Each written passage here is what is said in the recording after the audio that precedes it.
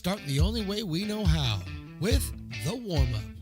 Brought to you from our friends at Brick & Barrel. With a wonderful family atmosphere, Brick & Barrel has a beautiful beer garden and is just the place to take in a game or celebrate after. Brick & Barrel, 155 Joyner Parkway in Lincoln. The way you warm up is the way you perform. So to be the best, you gotta warm up with the best. So warm up with us as we sit down with a member of the Potters coaching staff to talk all things Potters. It's time to get loose and warm up right here on Stones Radio Networks. Welcome into the warm-up. Mark the Phantom Low here with my special guest, not quite a member of the coaching staff, although he could be, no doubt about it, Mr. Anthony Perez. Mr. Perez, thanks for joining us. Yeah, happy to be here. Thanks for having me. You see, Riley just put a name tag for you. I want you to show. Can you show Anthony that so he knows what he's? He is AP. That's the staff ace. I mean, that's pretty good, right? That's pretty good. The ace of the staff isn't bad, right? Yeah, I feel like I got to make something up to you because I got to apologize to you twice. First of all, it shouldn't have taken us this long to get you up here. I mean, player of the game, like every single game. I mean, one of the great guys on the team. So it shouldn't have took us. So that's the first apology. The second one is you and I talked on the field about 2 weeks ago after a game, and we talked about this. And then you came up here with Schmitty yesterday, and I said, Schmitty, who's this guy? I didn't even know who you were. And I'm like, wait a minute. I just talked to the guy two weeks ago. So that's my bad. I apologize. No, it's all good. Thanks for coming up. And it's very exciting to have you here. Last year, you and Schmitty were the aces of the squad. That's why you're the staff ace. And my first question, Anthony, is when did you decide and why did you decide you wanted to come back again this year? It happened pretty quickly right after we finished the World Series.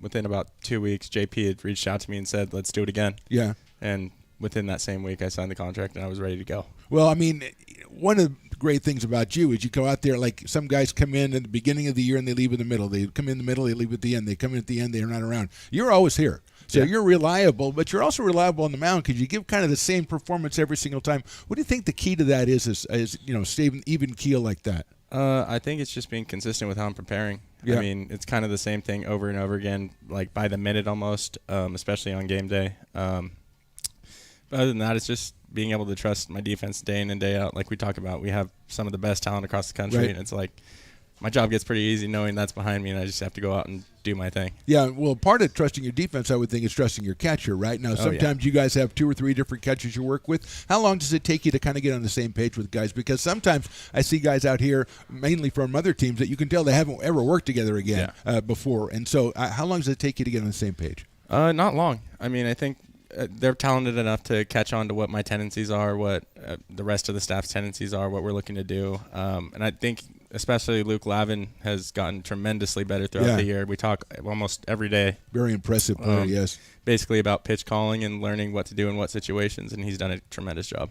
Well, like tomorrow night you're starting, right, against the Menlo Park Legends. Now, we've seen the Legends before. Customarily, before you start a game, do you go over any kind of scouting report, or are you just going out there to pitch the way AP pitches, and that's basically what you're going to do? A big thing as a pitcher, you have to pitch to your strengths more so than their weaknesses, because that's when you're going to win. That's something we've talked about with Marge a lot.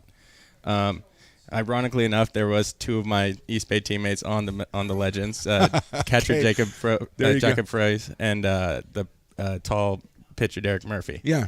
So I kind of know everything about those 2. I kind of know how to get them out or get some hits off of big Derek Murphy. He's a tough guy to beat, but giving the hitters a little edge. So you're talking about your batting prowess. Now, you've had a bat this year, haven't you? Have you been at the plate yet? No, but have you been talking to JP, kind of putting it in his ear? Like sometimes it's time to give you the stick. Yeah, I'm always in his ear. I'm sure he gets annoyed by it. I actually almost got in at bat a couple of games ago. I think it was Sunday, I want to say.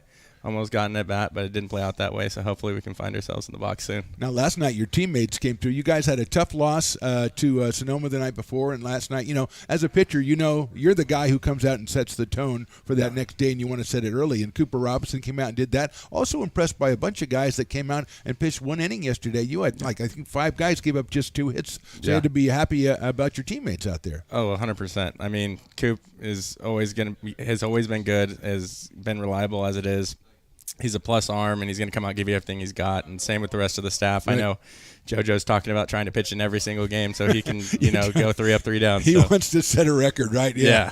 So he's that kind of fellow. So we talked to Schmitty yesterday about what he's looking forward to doing after he's done playing. I know you're still playing, but have you given any thought to that as well? Kind of same route as him. I want to get into college coaching. Yeah. I'm going to start my master's degree this year, so that way I'll be able to open At that Cal door. State East Bay? I'm not sure yet. Okay. As far as I know right now, I am in the portal, so Okay. I'm looking around. But once that opportunity comes up, we're going to take hold of it and see what happens. So the fact that you and Schmitty both want to be pitchers, college pitchers, leads me to believe, or college pitching coaches, leads me to believe that you guys are running some pretty good coaches along the way. A ton of good coaches, including Brock Raggets out here. Just listening to him. Growing up, I played under Kevin Gillart in Woodland. He played his hand of professional baseball. Mm-hmm. And just listening to those guys and seeing how they interacted with me and other players makes it that much more enjoyable and something I'm really looking forward to doing. Well, I'm looking forward to seeing you doing it, you and Schmitty both. Finally, I have to ask you, man. When did this whole I'm going to run out and get the foul ball and go into the long slide and get the crowd involved. You're a starting pitcher, man. What are you doing going out here and throwing your body around like you're on Jackass? I think it was more of an energy thing. I did it a couple times last year, and the guys always loved it. And ironically, that last game, I went and ran for a ball and just got it. And Devin Martin sitting on the bench, he goes, "Perez, where's the slide at?" They're requesting it. Yeah. So I'm like, all right, I'm gonna go slide for every ball now. Like, and they're thinking of new ideas already, like head first swimming, like.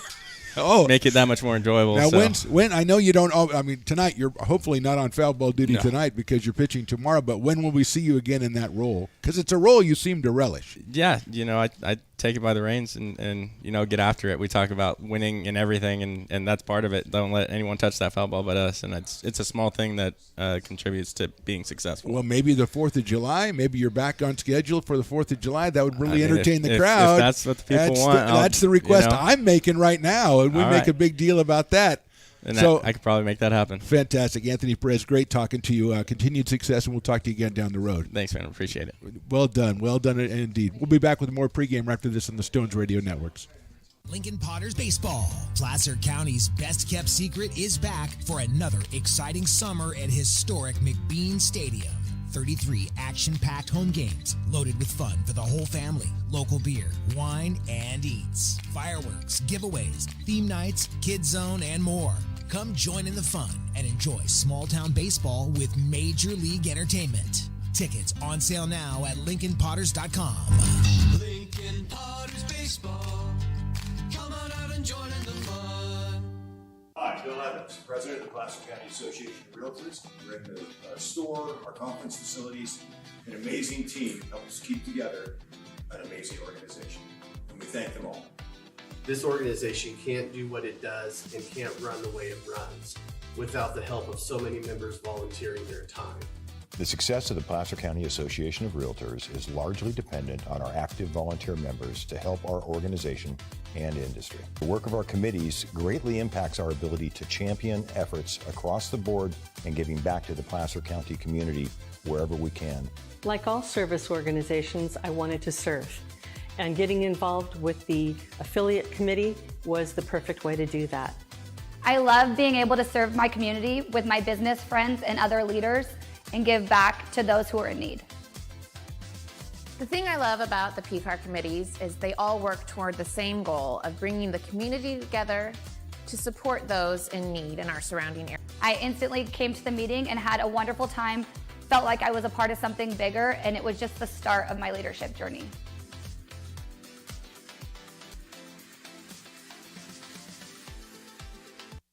Here's a quick look back at Potter seasons past. It was Cheech? Okay, fair enough.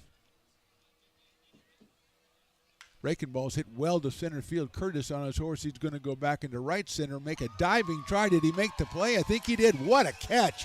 Tagging at second base. Chop foul. I mean, I gave him the address. He said he'd show up. He said, peace and love, I'll be there. And if he says peace and love and does the two peace signs, he's got to. It's like a promise. So I'll be hanging with him, and then we'll go to the show. 2-2 pitch, call strike 3. 7th strikeout for Tonko Susak, and that'll bring up one more guy for 3 today, batting from the left side against the right-hander Martin. First pitch is line right back up the middle. Shortstop snags it. Chamizo steps on second. Double play Potters. Not really the way they drew it up, but they're going to take it as that suit, so there's no way they can. Can they? 3-2 pitch, call strike 3. Second strikeout for Anthony Perez. First one looking. That'll bring up Ryan Farr, the third baseman, as we said, also out of Cal Lutheran. Ryan Farr was the only name we had in the line. Hit field by Jarek Curtis. What a blast! Turns around and hits it to right field. I said, well, that's probably a sac fly. That thing's way out of here. And Jarek Curtis is the man of the hour. The Potters lead 4-1. Threatened once back in the second, but 2 strikeouts with 2 runners on quelled that uprising.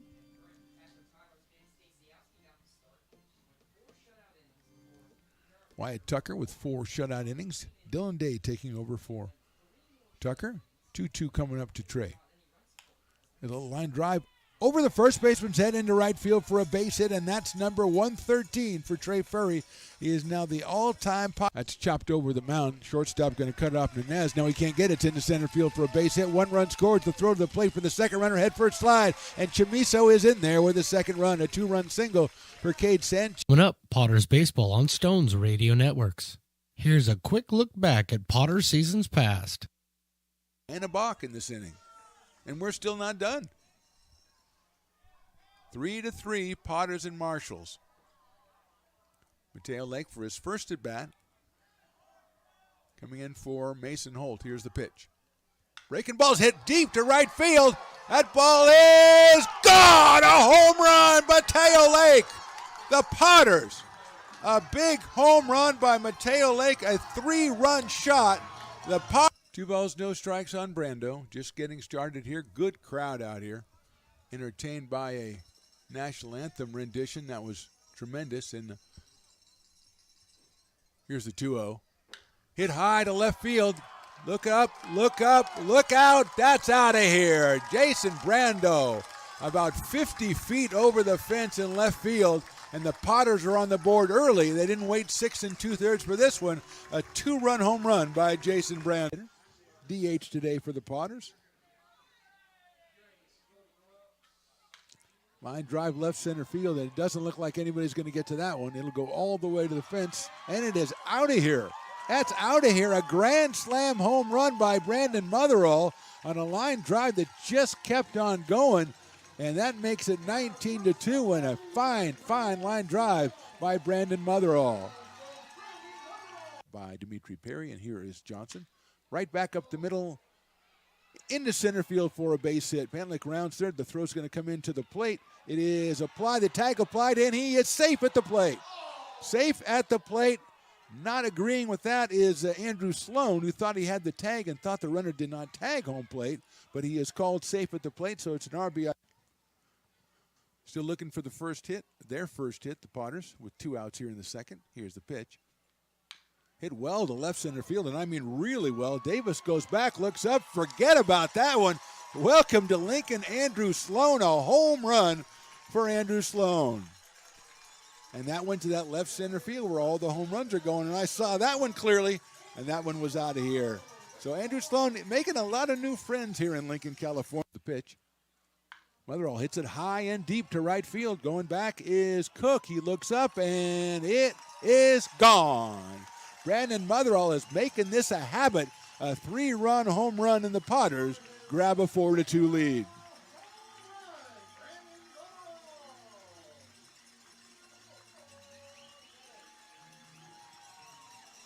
That's at first Lazard and at third Gutierrez. 1-0. Line drive. That's a fair ball inside the first base line over the first baseman's head. 1 run scores. Lazard rounding third. Ball's in the corner. Isaiah says, I'm going for it. The throw comes in. It's going to be held up. That's a triple for Reese Raggett's 2-run scorer, and the Potters lead this one 6-2. Coming up, Potters Baseball on Stones Radio Networks. Here's a quick look back at Potters seasons past. Takes that one outside and stays outside, so it's 1-1 on JT Walden. Hispanic Heritage Night out here at the park. Also, I think I saw it's like cider night or something. That's odd. There's a high fly ball to short left field. Not being able to see it as the left fielder. That's Porter. Now the shortstop goes out, and he makes the catch in left field. What a play by Cameron Sasso. He 1-0 here in the 8th. High fly ball right field. Going back is Arboleda, still going back. That one is gone. A home run by Nolan McCarthy. Opposite field, a big one for the Potters. And welcome to California, Mr. Nolan McCarthy.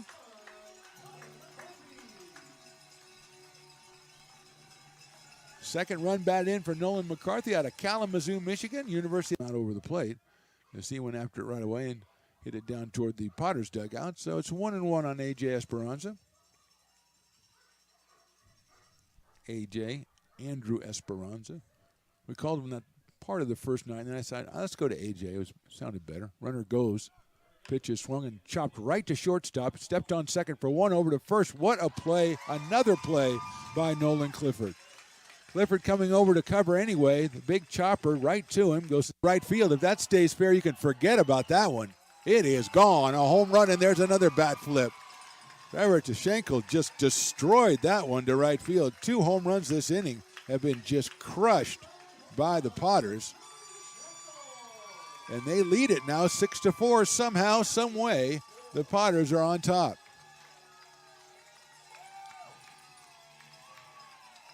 A little bit cooler after today. 2-0 pitch is hit well to left field. Going back is Burke at the fence, and he won't get that one. It's out of here. Trey Furry puts a run on the board for the Potters.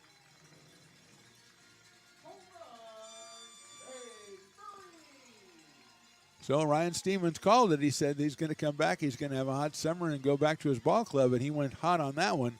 After 2 groundouts, Trey Furry goes over the left field fence, and the Pot runs batted in a single home run. Got the blue-red bat out there. Very, very patriotic by Jeff. Still from the stretch, Bridges. Ground ball right of second. It's under his glove into center field for a base hit. 1 run scores. 2 runs are going to come around. They're going to score. The Potters. A 2-run single by Jeffrey David, and the Potters lead this one 7-4. Coming up, Potters Baseball on Stones Radio Networks.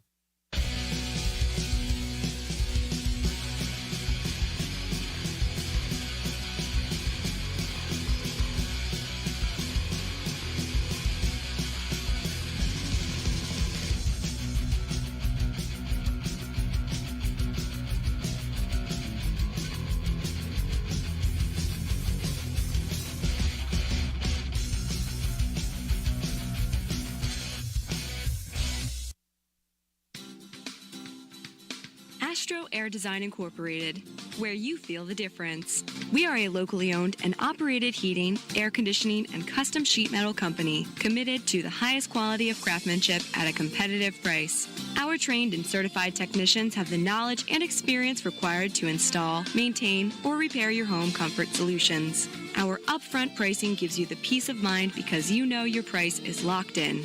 Call Astro Air Design Incorporated today.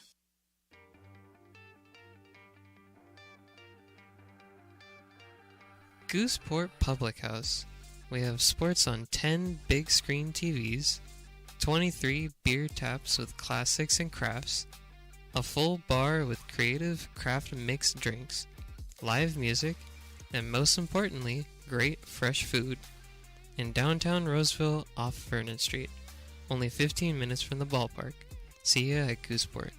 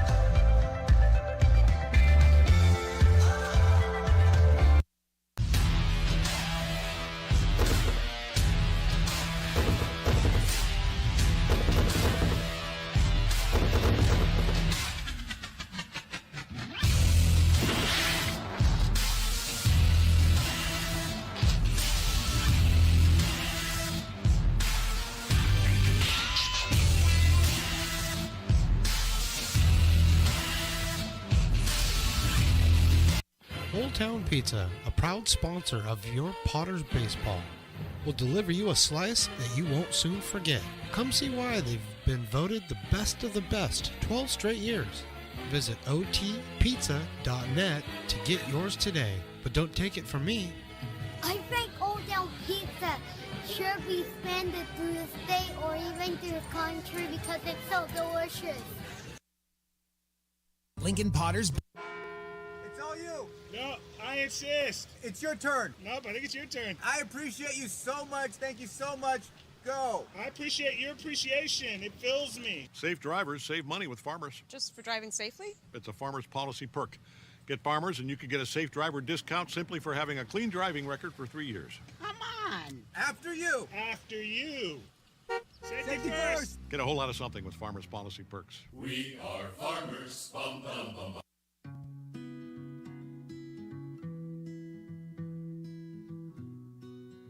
Lincoln Area Archives Museum is the official partner of the Potters 100th anniversary season. The museum is located just around the corner in Bierman Plaza in the center of the Old Historic District. Plan your visit and learn about early Lincoln history.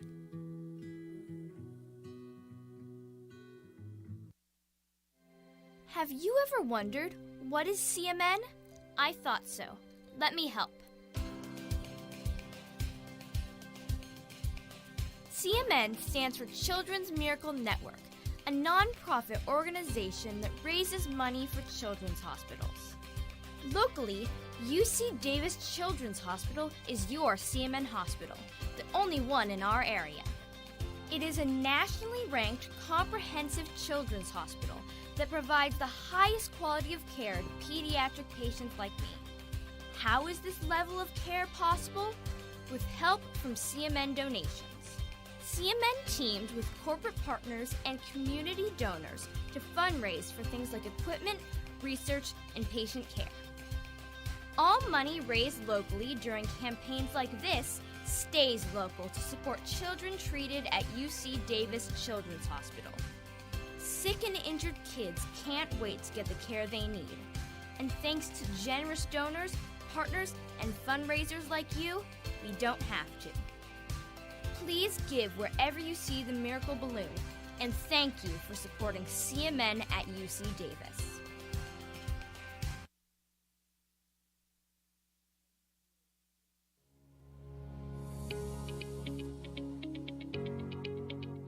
Placer Valley Tourism. Our mission is to increase the health of the hotel industry through occupancy and average daily rate in Roseville, Rockland, and Lincoln. Proud partner of the Potters in the 2023 West Coast World Series Tournament from August 8th to 11th.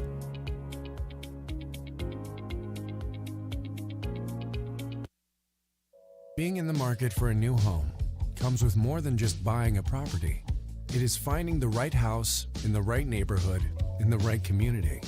Since 2005, Lori with Frey & Associates Real Estate has lived and worked as a real estate broker in Lincoln.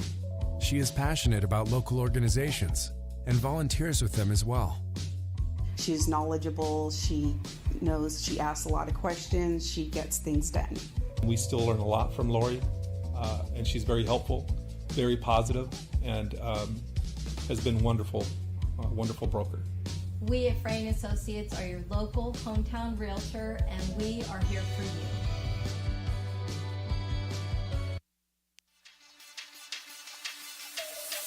Nothing. Hit that one up in the air to left field. Going back is Allen. Still going back.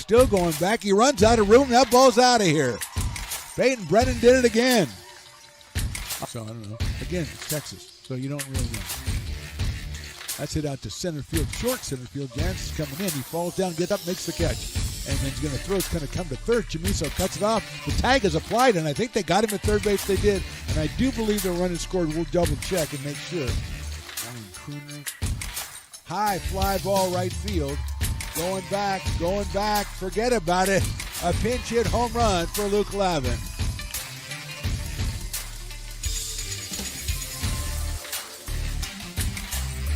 Fourth Potters home run of the game. 2 balls and 1 strike. Jones comes down the line of the third. That's it sharply down the line of third. What a play by Furry. Gets up, throws it across the diamond on a hop to first. What a play by Trey Furry. The runner could not advance. Off first a little bit. Here's the 1-1. Line drive left field. Garrity's going back. He's still going back. Reaches up. And he got it. He got it. The throw comes in. First base relay, double play. Garrity with an unbelievable catch that no one, including me, thought he caught because he was flying away. He jumps up, sticks the ball up in the air, gets it into the second baseman, Auden, who throws to first for the double play. Potters fans, hello and welcome to McBean Stadium in Lincoln, California for another exciting night of very hot Lincoln Potters baseball. I'm Mark the Phantom Lowe, along with my partner, the great Stones McCoy, and engineer Riley. And tonight, the Potters renew acquaintances with an old foe as the West Coast Kings return to town for their fourth meeting of the season. The Potters have won the first three with a timely mix of hitting and pitching, and manager John Peters looks for more of the same tonight. His team won a big one last night as they stopped a two-game skid with an 11-0 blanking of the Sonoma Stompers behind Cooper Robinson's 5 flawless innings on the mound and Zach Chamiso's 3-run home run. It's an Orange Friday at the Bean, and we'll all start with our first pitch right after this short break on the Stones Radio Networks. It begins on the farm, where hard work breeds motivation. Care is taken under watchful eyes.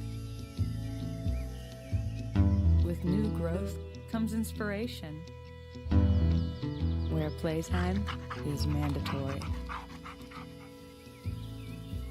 Welcome to Dueling Dogs Brewing Company. Meet the Stevens, a husband and wife who work hand in hand to craft exclusive small batch beer, mead, and cider. Using locally sourced ingredients to ensure freshness in every glass.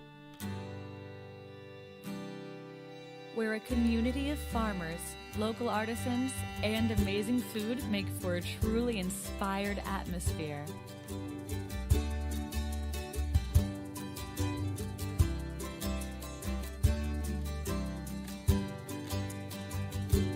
At the end of the day, we know the value of hard work. The families it unites, it's in the pride we take, the stories we tell, and the best friends who are cherished. Dueling Dogs Brewing Company.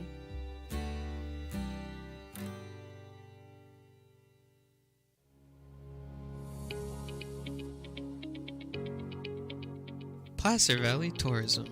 Our mission is to increase the health of the hotel industry through occupancy and average daily rate in Roseville, Rockland, and Lincoln. Proud partner of the Potters in the 2023 West Coast World Series Tournament from August 8th to 11th.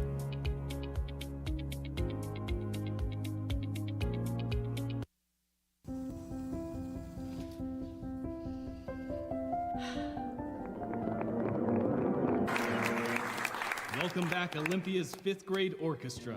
Perhaps there's no place like your home because you made it so at RC Willey.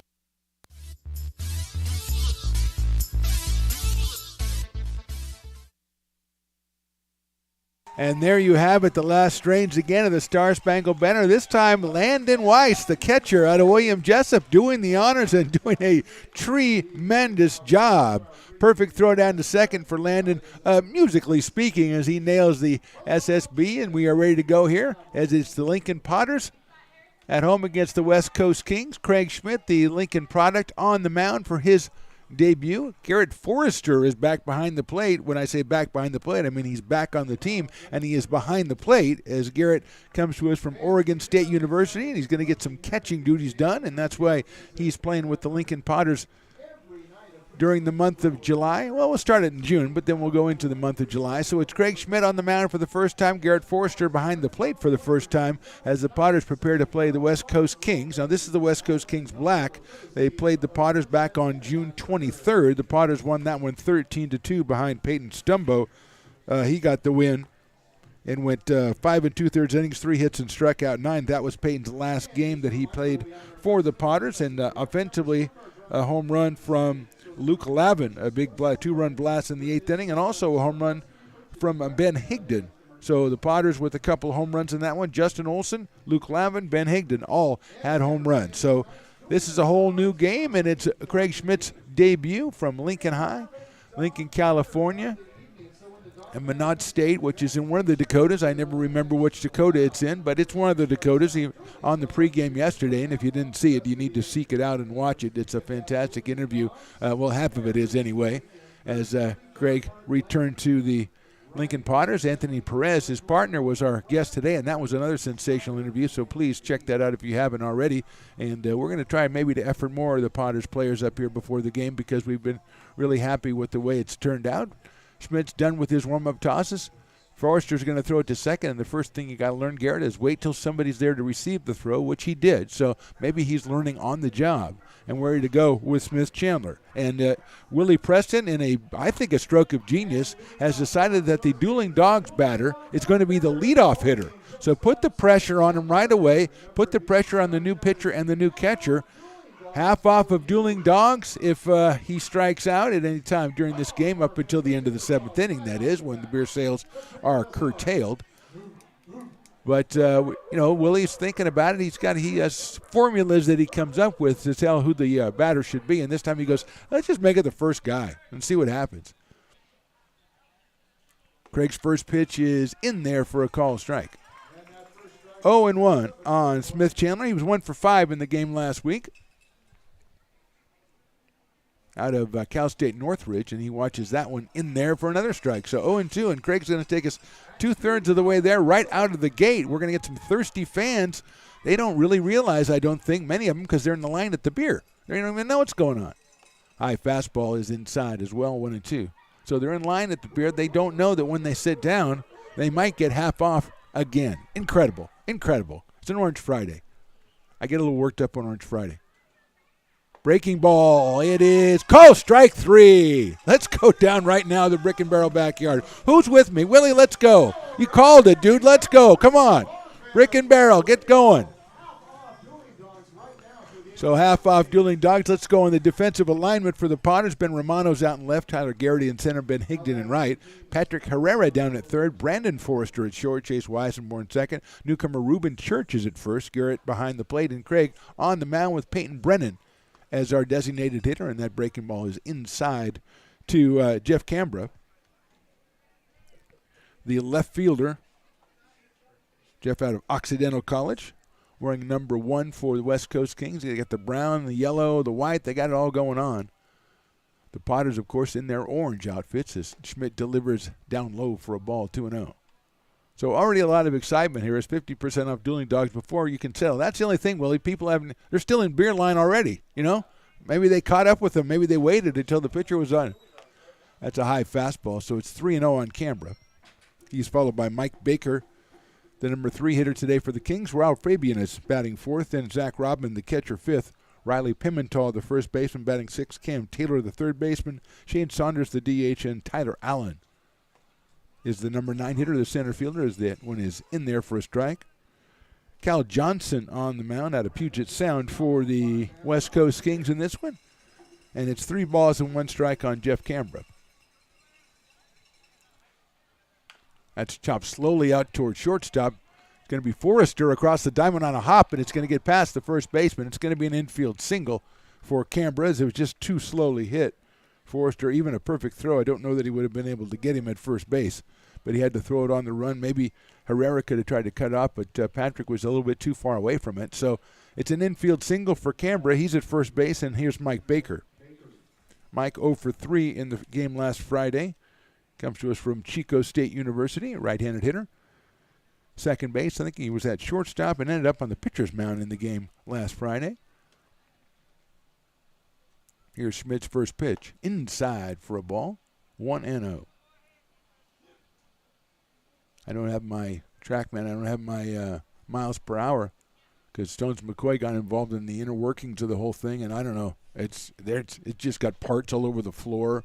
There's a couple of chains. There goes the runner. It's inside and high. Forrester's going to pick it out of his glove, and it falls out. So it'll be a steal, and Cambra had that one stolen anyway, I think. 2-0 now on Mike Baker, Ralph Fabian to follow. So he assures me that tomorrow, There's a lot going on tomorrow. I mean, we just got started today, and there's a lot going on tomorrow.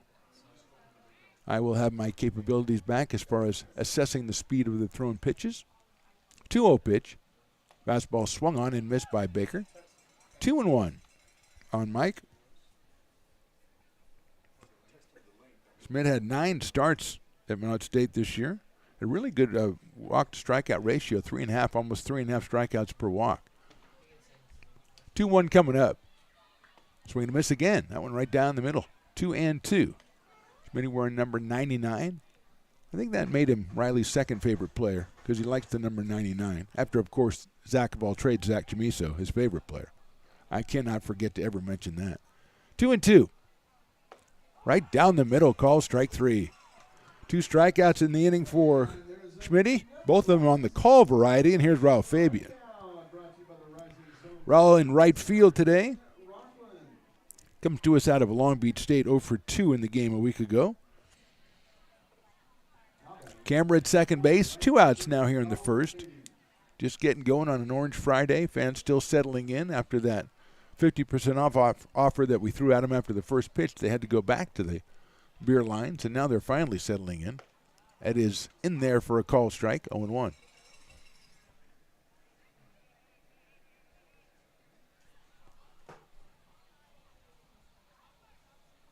Canberra leading off at second base. Breaking ball's fouled at the plate, so it's 0-2. Sun obviously playing a big part, especially on the left side of the field with Herrera at third, Forrester at short, and in left, Ben Romano. 0-2 now as that foul ball may have nicked either the umpire or the catcher, but everybody's going to take a minute here before we get back to action. Fabian, right-handed hitter, steps in. Zach Rodman, tonight's catcher, the number 5 hitter for the Kings, he is on deck. Schmidt checks the runner. Here's the 0-2. Fastball swung on and missed. So 3 strikeouts around an infield hit for Schmidt in the top of the first. We go to the bottom of the first. Kings nothing. Potters coming to bat. Loomis Basin Brewing Company, a proud sponsor of your Lincoln Potters.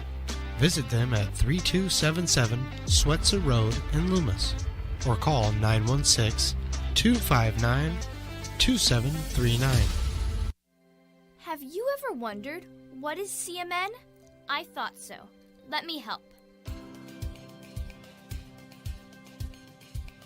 CMN stands for Children's Miracle Network, a non-profit organization that raises money for children's hospitals. Locally, UC Davis Children's Hospital is your CMN hospital, the only one in our area. It is a nationally ranked comprehensive children's hospital that provides the highest quality of care to pediatric patients like me. How is this level of care possible? With help from CMN donations. CMN teamed with corporate partners and community donors to fundraise for things like equipment, research, and patient care. All money raised locally during campaigns like this stays local to support children treated at UC Davis Children's Hospital. Sick and injured kids can't wait to get the care they need.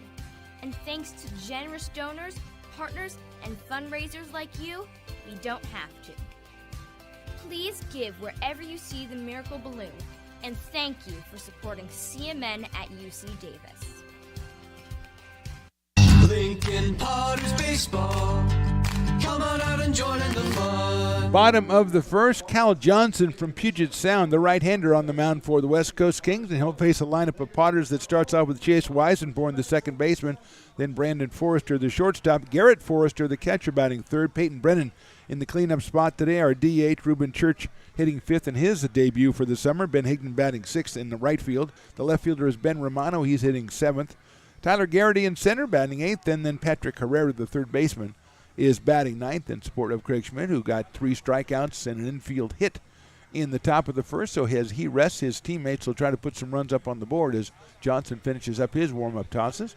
And we are just about ready to go with Weisenborn coming to the plate. Chase, .250 average. On-base percentage almost .450, and he's got 4 runs scored and 4 runs batted in. Out of Albuquerque, New Mexico, and the University of New Mexico. Albuquerque, the home, as Riley always tells me, of Walter White, and I have to explain to him that's not a real person. and then we get all involved in that kind of thing. Johnson's first pitch to Weisenborn is down low for a ball. 1-0. Jay's a right-handed hitter.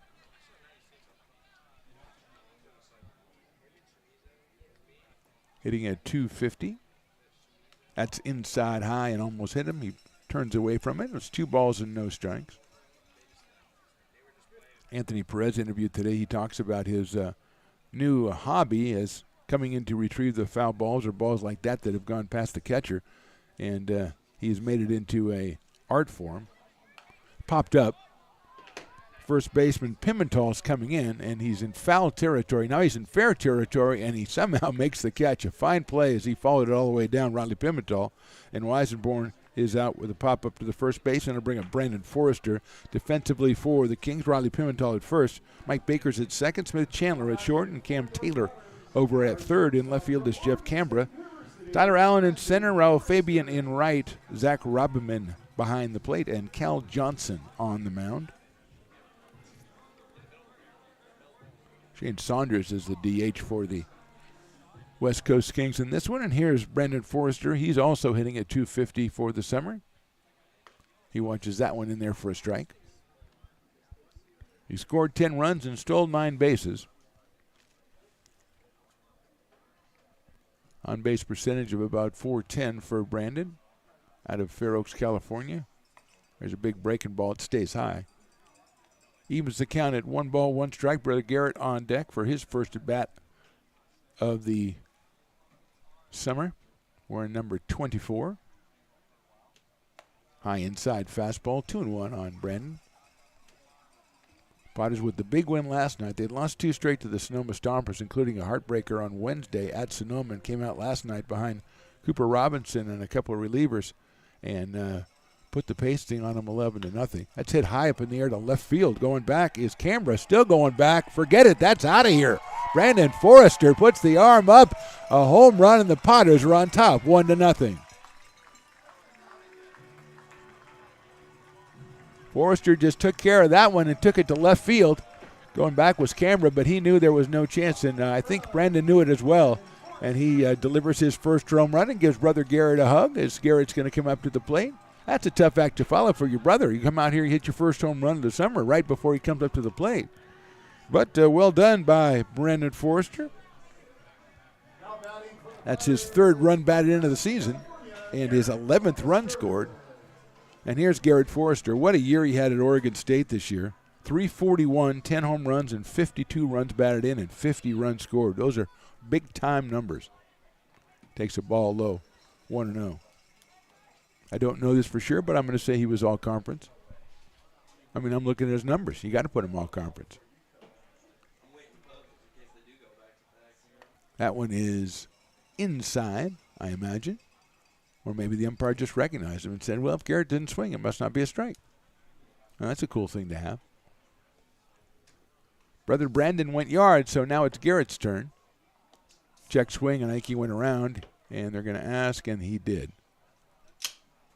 It looked like the home plate umpire was going to ask the base umpire. He was all ready to say no swing, and then the home plate umpire put his right hand up and said, yeah. That one is, again, you're Garrett Forrester. It's a ball. 3-1.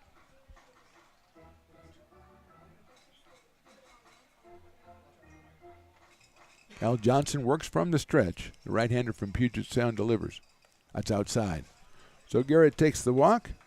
Not quite as exciting as brother Brandon's home run, but he's on base. And here's Peyton Brennan. 6 for 17 for Peyton Brennan. 2 home runs. He has also has triple, 4 RBIs, and 7 runs scored. And he played 2 innings of defense last night, but they snuck him out there. That was the first defense that he's played. DHing again here today. The left-handed hitter takes down low for a ball, low inside. It's 1 ball and no strikes on Peyton Brennan. He's followed by Reuben Church. Potters leading at 1-0 on the Brandon Forrester home run. A blast to left field that left no doubt. Forrester dancing off first. Breaking ball, nice looking pitch, but it didn't get the strike zone. 2-0. Cal Johnson's out there going, what do I got to do to get a strike over here? So Brennan waiting 2-0. He checks down with JP at third base coach's box, but I'm pretty sure he's got green lights all the way. He takes that one, and it is down low again. 3-0. Trying to study the body language of the pitcher through these excellent Stones Radio Networks cameras, because he's not missing by much. That is in there for a call strike. 3-1. Garrett Forrester over at first base, just getting started in this one, bottom of the first from McBean Stadium.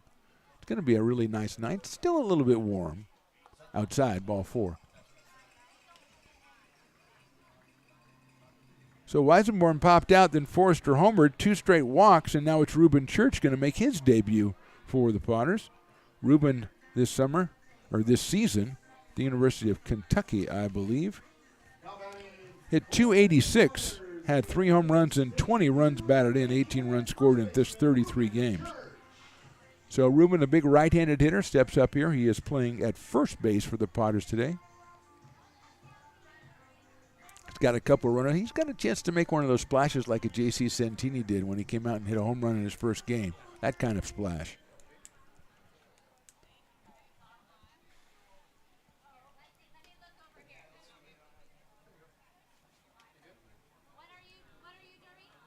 Zach Rodman behind the plate for the West Coast Kings. And now Johnson's ready to go. Breaking ball is in there for a strike, a nice pitch. Church might have been looking for something a little quicker. And he is behind in the count. No balls and 1 strike. Ben Higdon to follow. The right fielder tonight. Got 3 home runs of his own this summer. Church takes a fastball, and that's in there for a call strike as well. 0-2.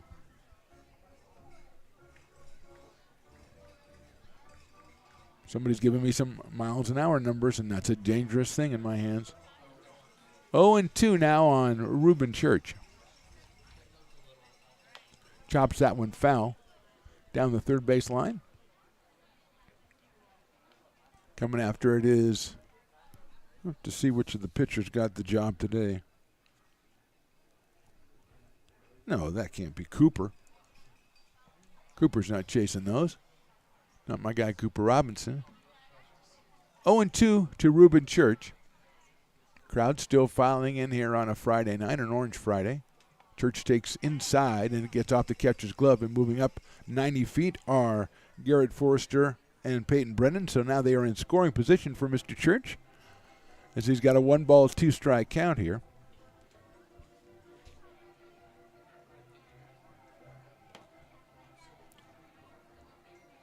Cooper Robinson last night, 5 innings, 2 hits, 7 strikeouts.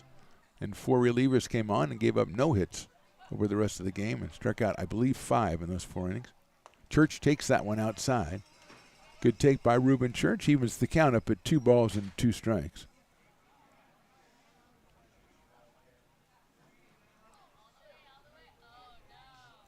Higdon to follow.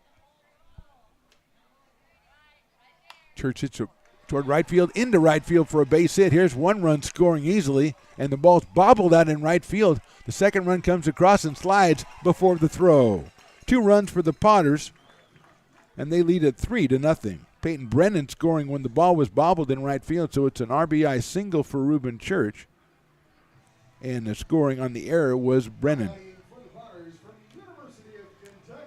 Potters lead now 3-0, and here's Ben Higdon.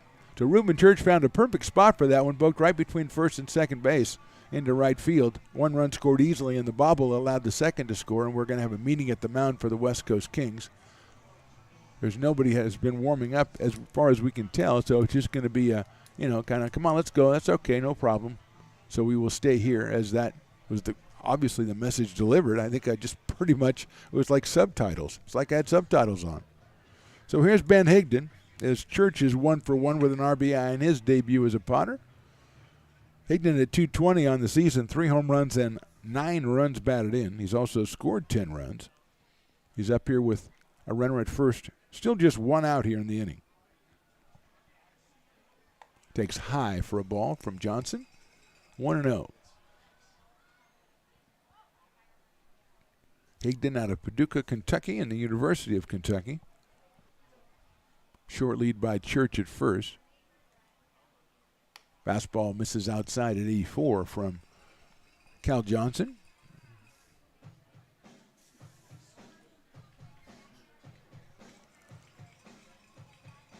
Potters win last night against the Stompers, improved their CCL record to 9-9. Swing and a miss by Ben Higdon. Game tonight against the Kings, then a game this weekend against the Menlo Park Legends. They're not in CCL play, but then they return against the Admirals on the 4th of July. Obviously, there's a big night out here on the 4th and on the 6th. Higdon, line drive right up the middle. That's into center field for a base hit. Chandler almost had a beat on it, but it looked like he had problems with the sun as that was a line drive, kind of a slicing line drive off the left-handed, hitting Higdon's bat. It's a clean single to center. Third hit for the Potters in the inning. And that brings up Ben Romano. Ben is at 250. Call it 246. On base just under 400. 11 runs batted in, 11 runs scored. So good base runner. Left fielder out of Mendham, New Jersey, and Tulane University. Swings and fouls that one at the plate. Goes back to the backstop. 0-1 on Ben. Tyler Garrity, the center fielder, number 8 hitter for the Potters, is on deck.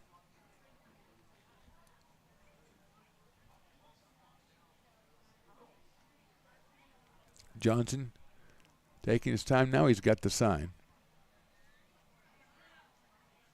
Breaking ball's high. 1-1 on Ben Romano. Higdon at first. Church down at second. Tomorrow night, remember it's a fireworks night, so it's a little earlier start, 6:35. Still moved back, but now 6:35. Swing and a miss by Romano. That's the Menlo Park Legends. And then on Sunday, that game is also an evening game, and that is also 7:15 to beat the Heat. And it's getting a little pleasant out here right now, so the plan works, believe you me. And that will be a 7:15 start on Sunday. That's it sharply down to third. Knocked down, then step on third for one across the diamond to first, but not in time. Nice play over there by Cam Taylor. He blocked it, stepped on the bag, and tried to throw across the diamond, but Romano beat it, so it's a fielder's choice. Church is retired. 2 outs, and that'll bring up Tyler Garrity. Still runners at first and second, but now it's Higdon over at second and Ben Romano down at first. Hit it pretty well, but just hit it right at the third baseman, and Taylor just got down in front of it, didn't want to let that one get through him. Got the tag at third, almost had the runner at first base, and here is Tyler Garrity at 253. No home runs, 11 runs batted in for Tyler out of Seneca, California. He fouls that one off to the right side over where the parking lot Potters. Oh, no, it's on the awning above the Brick and Barrel backyard. The center, that's the hub of the whole place. We can't have that happen. We need to reinforce that. Stones, get on that. That needs to be reinforced. I don't want a ball going through that overhang there. That's a very important place here. 0-1. Swing and a miss, set a ball in the dirt, 0-2. Fortunately, I told Stones what to do at the time he was eating, and no one ever tells him what to do when he's eating. And since he's always eating, no one ever tells him what to do. It's kind of a deal. Oh, he did a fat cat dog. Don't bother a guy when he's eating the fat cat dog. Or a girl. Either one. Don't bother anybody. There you go. Perfect example. Foul back to the screen. 0-2 on Tyler Garrity. Patrick Herrera, the number 9 hitter, is on deck. The Potters have scored 3 times.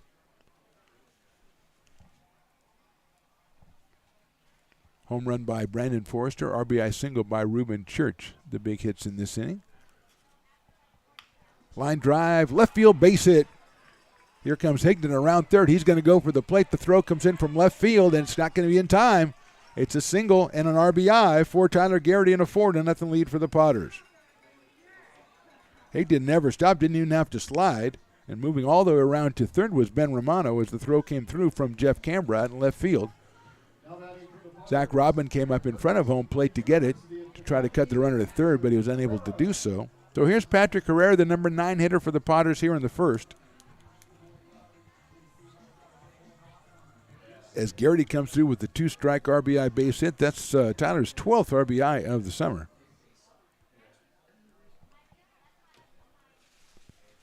And here's Herrera. Now they got Garrity picked off first, but here comes the runner in from third. And he's going to score, and he scores before the tag is made, and the runner will score for Romano. So he got picked off, did Garrity, but he prolonged it long enough that we could get Ben Romano across the plate. So it's 5 runs for the Potters on 4 hits. We go to the top of the second. Potters lead at 5-0.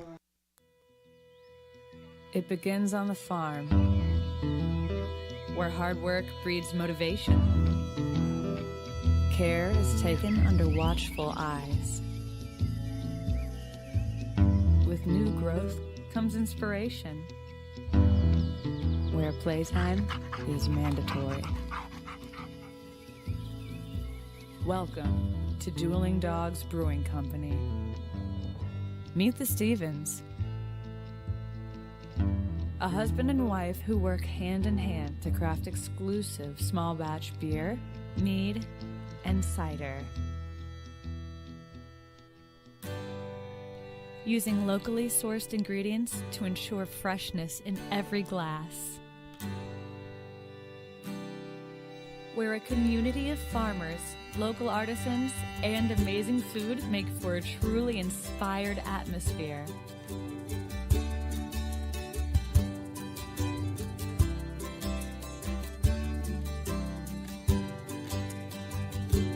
At the end of the day, we know the value of hard work. The families it unites, it's in the pride we take, the stories we tell, and the best friends who are cherished. Dueling Dogs Brewing Company. Lincoln Potters Baseball. Come on out and join in the fun. Top of the second, Potters lead at 5-0. Zach Rodman will lead us off, then Riley Pimentel and Cam Taylor.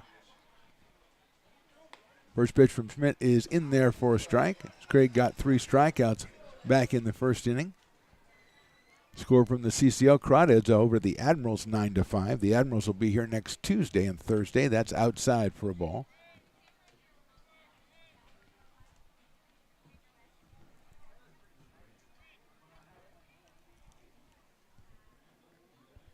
One ball, 1 strike to Rodman. He swings and fouls that one back. So it's 1-2 now on Zach Rodman. Out of Puget Sound, just like pitcher Cal Johnson.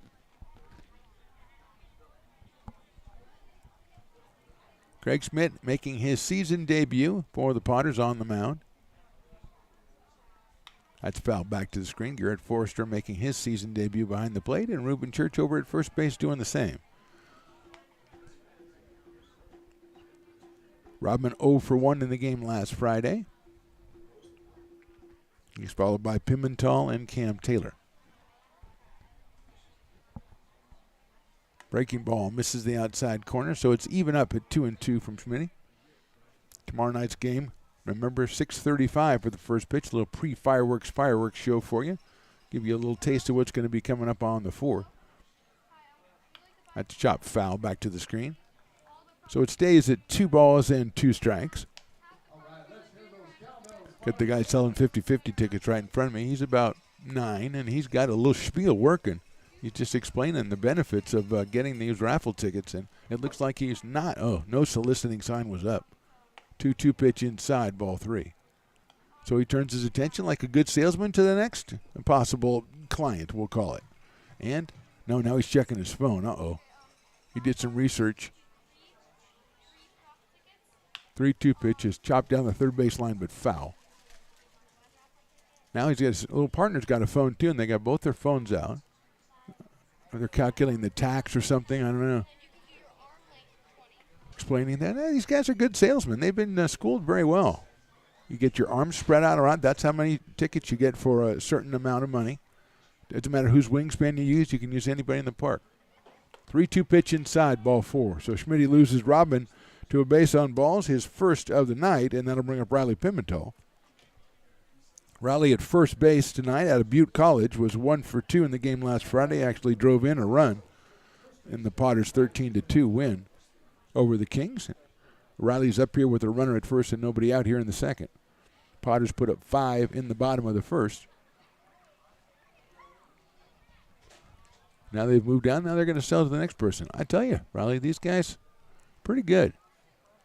They got a good con going on. I'm not a con. I mean, approach is what I meant to say.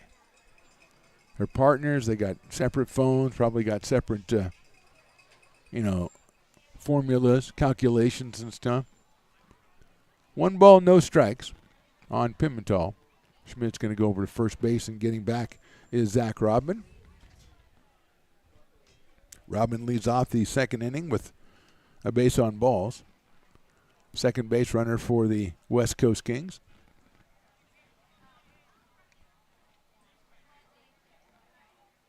That's hit sharply to the left of third, handled over there by Herrera to second for one, over to first. What a fine double play turn by Chase Weisenborn. 5-4-3, and suddenly there's 2 outs for the Potters here in the second. Pimentel hit it on one hop down to Herrera, who quickly got it over to Chase Weisenborn. Good turn by Chase to turn it, and the Potters quickly record the 2 outs, and now Schmidt breathing a little easier here. Here is Cam Taylor. Cam out of Butte College as well, was 1 for 3, scored a run in the game last week. Right-handed hitter against Schmidt. Big breaking ball is too high for a ball. Heard Anthony Perez talk about it in today's interview. He talked about the defense that he pitches in front of here at the Potters, talking about how good they were, and Craig Schmidt just let them do their job right there. Induced the ground ball. Herrera, Weisenborn, and Church did the rest. So 2 outs here in the second, and Taylor with a 1 ball, 1 strike count. Cam playing at third base for the Kings. Pops that one up right side, but it's going to get out of play. So 1 and 2 on Cam Taylor. Shane Saunders, the DH in tonight's game, is on deck. He comes to us out of Folsom Lake College. Now we got a guy spreading out, trying to get the tickets. Fastball misses outside. Okay. These two are good. Riley, you can learn something from these two. See how they measure the tickets behind them so he can't see what they're doing? That's nice. Hit out towards second base, picked up by Weisenborn. He's got plenty of time and guns it to first for the out. So another good inning for Schmidt. And the Potters, we go to the bottom of the second. They lead at 5-0.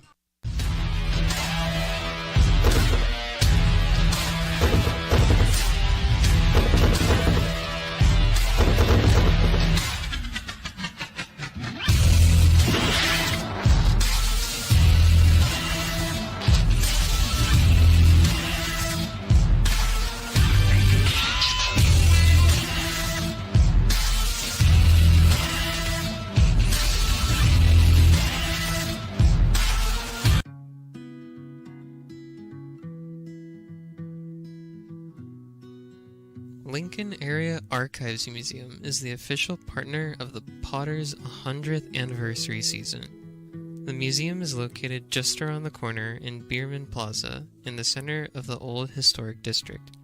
Plan your visit and learn about early Lincoln history.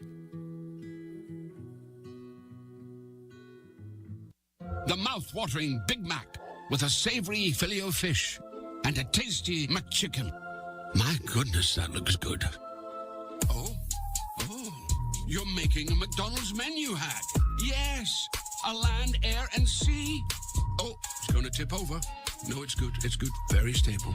Order the land, air, and sea by name. Build it by hand. Lincoln Potters Baseball. Come on out and join in the fun.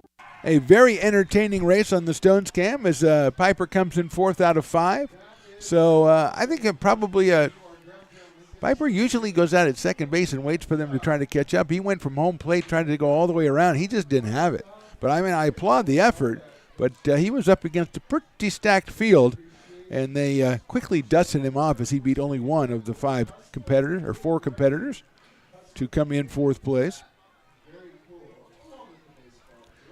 Johnson out on the mound for the second inning of work, and there is activity in the bullpen for the West Coast Kings as we begin the bottom of the second, and we'll begin it with Patrick Herrera, the number 9 hitter who was at the plate when Garrity was picked off to end the first inning. He was picked off, but he prolonged it in long enough so that Romano could come in from third base to score the 5th run of the inning. So Herrera will lead us off, then we'll go back to that top of the order, Chase Weisenborn and Brandon Forrester. As JP goes out in his orange pants, because it's an Orange Friday is what I'm saying, to take over at third base. He's Tamayo over at first base. Oh, okay, so Willie's explaining it. The wingspan is $20, so there you go. And there's a couple more massive shaved ices coming up. So Patrick Herrera at the plate. Hits it down the third base line, foul. So no balls and 1 strike on Patrick from Mesa, Arizona, and the University of Kentucky.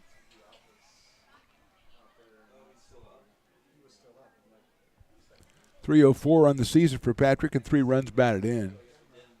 Takes that one outside, bounces back to the backstop.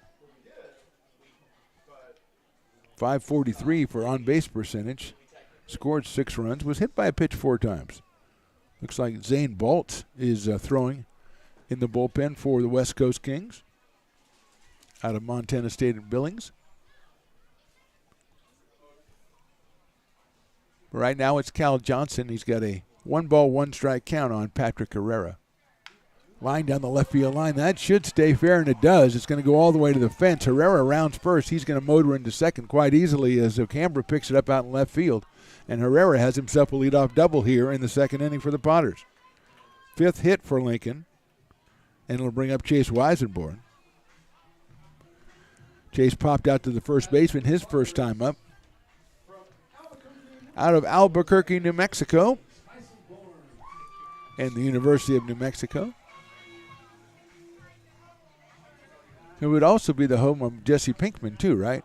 I mean, and not just Walter White. I know that you think that's the only guy in the whole, like Mike Ehrmantraut or whatever that guy's name was. That was my guy.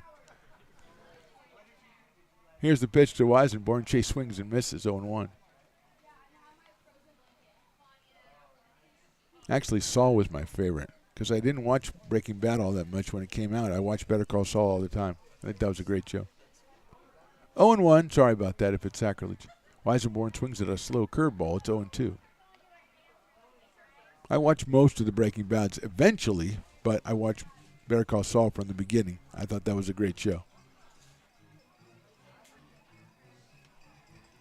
I think Saul got his start selling tickets out here for the 50-50. I think that's how he got going.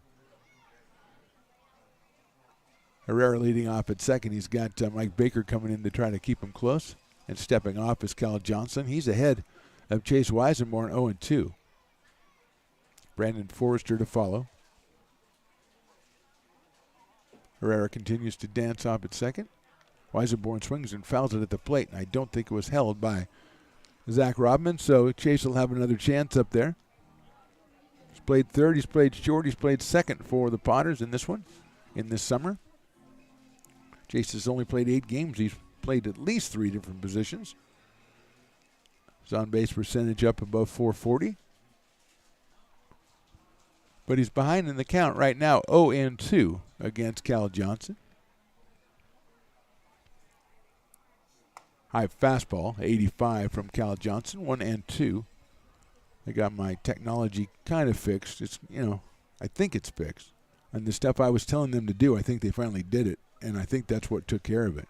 They had, like I said, they had stuff all over the floor and everything, and I kind of took over. 1-2 pitch outside for a ball. Nice take by Chase Weisenborn. Evens the count at 2-2.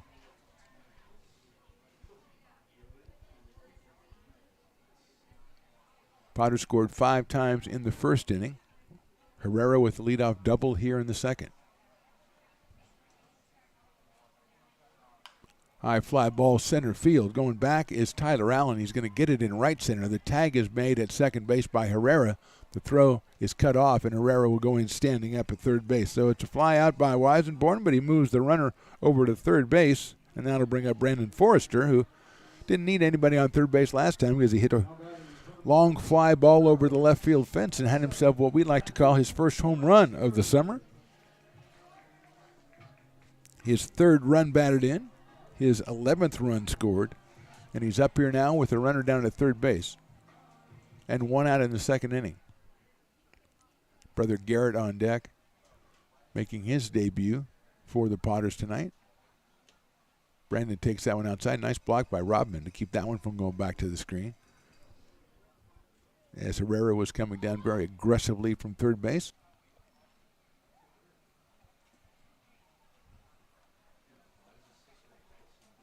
Forrester takes that one for a ball, 2-0. My unofficial tally is that there are more shaved ices being sold than beers today. Maybe it's just the people that are in my eyesight. I'll have to kind of like put the head on the swivel and see, because the Brick and Barrel's doing good stuff down there as always.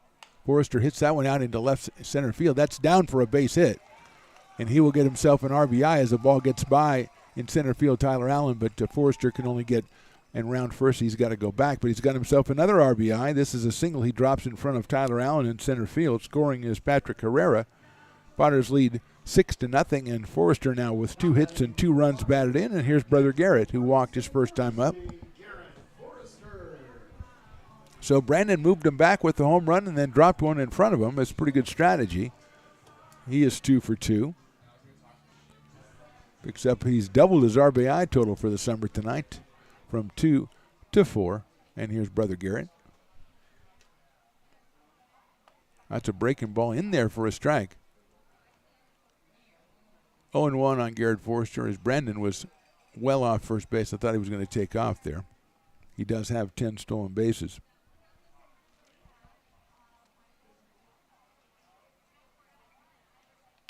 Garrett hits one out into right center field. Moving over the right fielder. He is not going to get it. That'll drop in between the outfielders, and Brandon's around second. He's headed to third. Garrett slides in for second. He's got himself a double, and the Foresters are at second and third with nobody, or one out here in the second inning. Good placement by Garrett Forrester in right center field between Fabian and Allen. Didn't get to the fence, and Brandon makes it to third. And that'll bring up Peyton Brennan. He walked and scored back in the first. 353, 6 for 17 on the summer. He's got a pair of home runs. He's got 4 runs batted in. He's got a couple of teammates on base right now at second and at third. Brandon at third, Garrett at second. Brandon swings and misses at a 78-mile-an-hour. Takes something off that pitch. 0-1 on Peyton Brennan from Rockland, California, University of California at Los Angeles. Some call it UCLA. He's followed by Reuben Church in the Padres lineup today. That's a little chopper, but it's going to be foul over near the dugout of the West Coast Kings, and it's 0-2 as a couple of off-speed pitches have got Brennan a little off track there.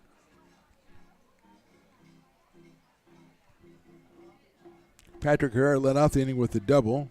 Advanced to third on a fly out by Weisenborn. Then the Forrester single plated him, and then Garrett Forrester with a double. Forrester's at second and third. But 0-2 on Peyton Brennan.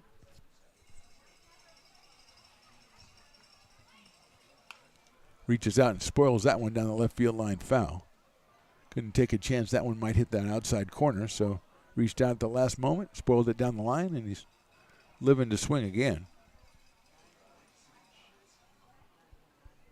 Cal Johnson on the mound behind the plate. Zach Rodman for the West Coast Kings in this one. Brennan takes low and outside for a ball. 1-2.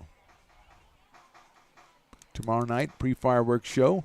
6:35 first pitch. We're joined by KNCI's Tom Maley of Pat and Tom. Finally, after years and years of pleading, he's going to come out and check out the Padres. And it's the hottest day of the year.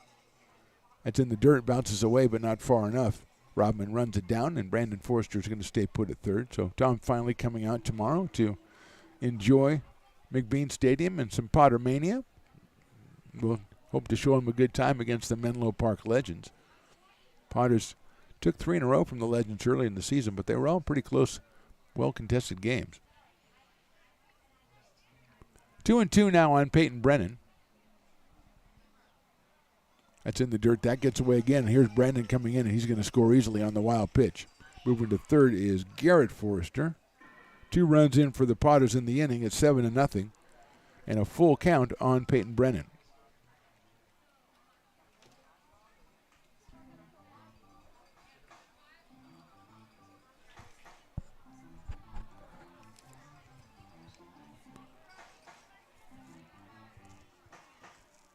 So Garrett now down at third base. Still just one out for the Potters here in the second. Peyton chops one over the mound. It's going to try to get up the middle. Nice cutoff by the shortstop. Throws to first, not in time. It's an infield single and an RBI for Peyton Brennan, and 8-0 for the Potters. Perfect placement by Peyton Brennan right over the top of Cal Johnson. Smith Chandler cut it off, made a nice play, and tried to throw it to first, but Brennan is very quick. And he got down there. The ball got past the first baseman, but Brennan stays put, and that'll bring up Reuben Church, who had an RBI single his first time up.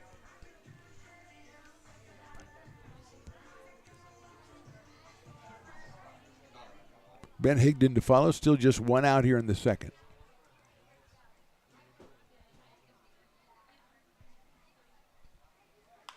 High fly ball, right field, going back is Fabian. Has a beat on it, but still going back, reaches up and has it right in front of the fence. Just about a couple of feet there from getting that one out of here for Reuben Church, but he is retired for the second out of the inning. Brennan stays at first base on the fly ball to right, and that'll bring up Ben Higdon. So Church lit into that one. It kept going, and it kept going, but right in front of the dueling dog sign, coincidentally, Ralph Fabian picks it out of the air. 2 outs, and here's Higdon. He singled and scored back in the first, so Ben is 1 for 1 in this one. His 11th run scored of the summer. Throw over to first base, and leaning the wrong way was Peyton Brennan, but he gets back before Pimentel can put the tag on him.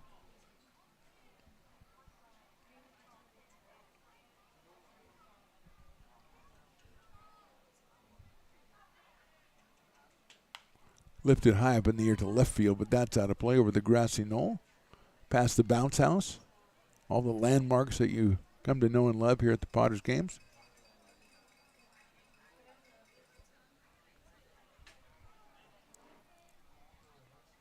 Oh and 1. High fly ball, well hit to center field. Well hit, going back, and that one is... It's out of here, a home run. I couldn't tell. No, it's a double. Okay. I saw the base umpire was waving giving the old twirl out there. But it's going to be a ground rule double for Higdon. And Brennan will score.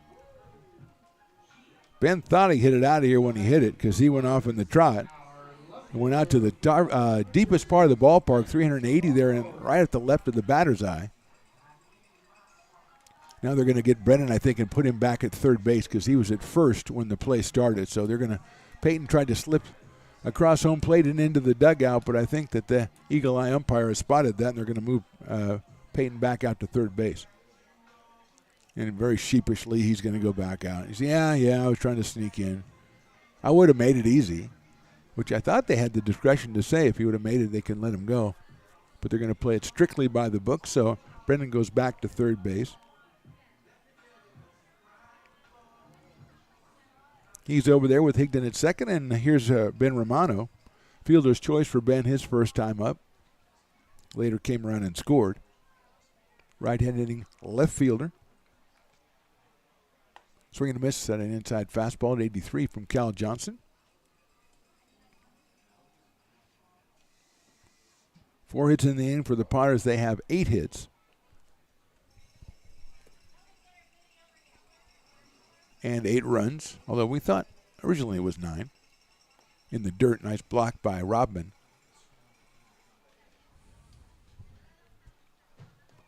One and one on Romano. Tyler Garrity to follow. Tyler had himself a base hit back in the first inning.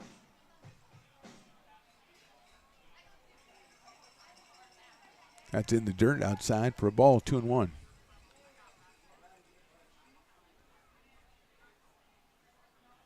Potters with games tomorrow at home, also Sunday at home, then Tuesday and Thursday at home before there's a break in the schedule for the CCL exhibition game, all-star game, if you will. That's in there for a strike.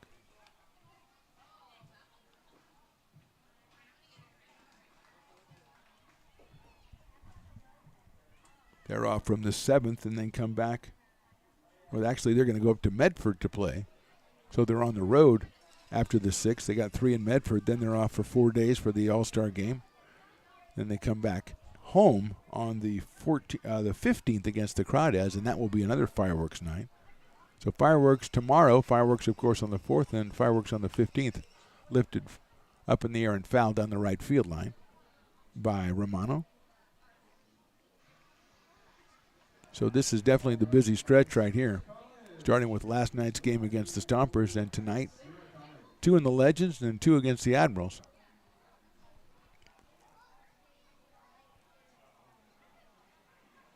Inside corner call, strike 3. That ends the inning. 3 runs on 4 hits. And as we go to the top of the 3rd, Potters lead at 8-0. Astro Air Design Incorporated, where you feel the difference. We are a locally owned and operated heating, air conditioning, and custom sheet metal company committed to the highest quality of craftsmanship at a competitive price. Our trained and certified technicians have the knowledge and experience required to install, maintain, or repair your home comfort solutions. Our upfront pricing gives you the peace of mind because you know your price is locked in. Call Astro Air Design Incorporated today.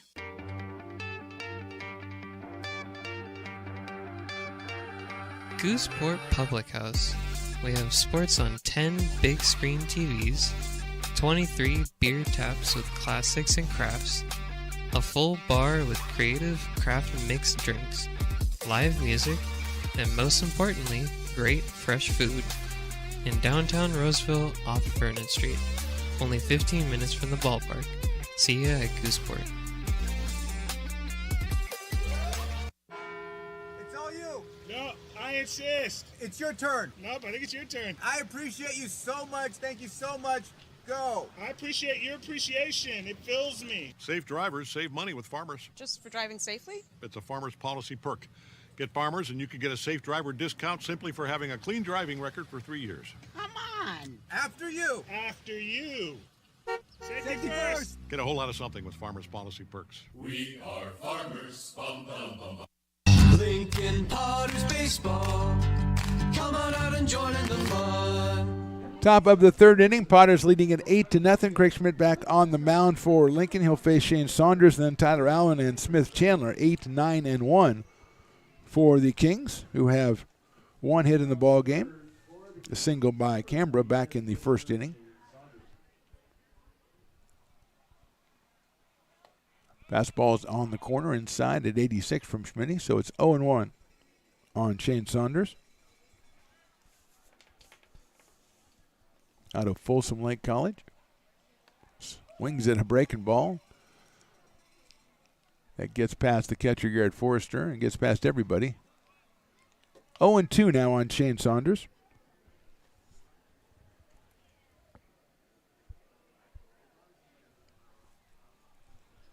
Very pleasant evening eventually out here for Potter fans as they are relaxing in this one.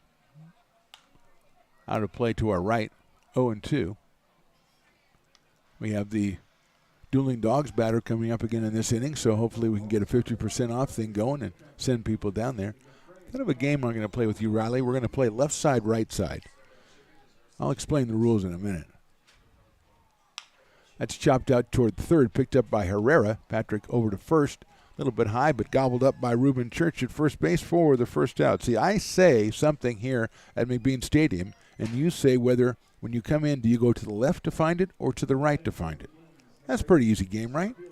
Now, I could say like Brick and Barrel Backyard, and you'd say, that's right. There you go. This guy, he knows his stuff. All right. Okay. I just want you ready for it. It's the right-left game or left-right game, no matter what you want to say. Here's Tyler Allen. Bounds one out of play to our right. 0-1 on Tyler. He's from Sierra College, playing center field for the West Coast Kings tonight. 0-2 in the game last Friday against the Kings, or against the Potters. It is in there for a call strike. 88 from Craig Schmidt. Peyton Stumbo started that game last Friday for the Potters, made his farewell appearance a good one. That's a breaking ball, but they didn't fish at it. So it's 1 ball and 2 strikes on Tyler Allen. Smith Chandler, that Dueling Dogs batter, that leadoff batter, is on deck. Here's the 1-2 coming up. Inside, just inside for a ball. 2-2 on Tyler Allen.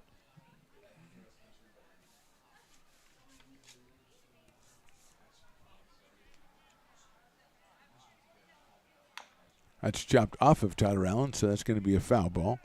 Okay, so if I said the can bar, where would that be, right or left? That's left. Very good. Very good. Right down there. Now, that used to be right behind the plywood sign that said beer here or something, which I thought should stay, but I guess they thought, no, that's not classy. I said, come on. That's beautiful. That's rural. That's down to earth. I was outvoted, of course. And now you just go down there and it says Business Doctor, I think, who's a fine sponsor, so that's good too. Outside with the breaking ball from Craig. Full count. Don't want to slight the Business Doctor. I mean, that's where he's got his banner, and that's fine. 3-2 pitch it sharply down to Herrera again. Patrick hangs with it, takes his time, guns it across the diamond to get him by a step at first base. So Herrera takes care of the first two batters here in the third inning, and now here's Smith Chandler. Smith out of Cal State Northridge struck out back in the first inning. He is the dueling dog leadoff batter, which you don't see every day. We've seen a pinch dog when the dueling dog batter gets pinch hit for and becomes the pinch dog, but the leadoff dog has not been something that we usually do. But Willie Preston, the best in the business, came up with this idea today, and it paid dividends in the first inning. That's it sharply out towards second, and it's backhanded out there and over to first by Chase Weisenborn. So no strikeout, but another easy inning for Schmidt. We go to the bottom of the third. Potters 8-0.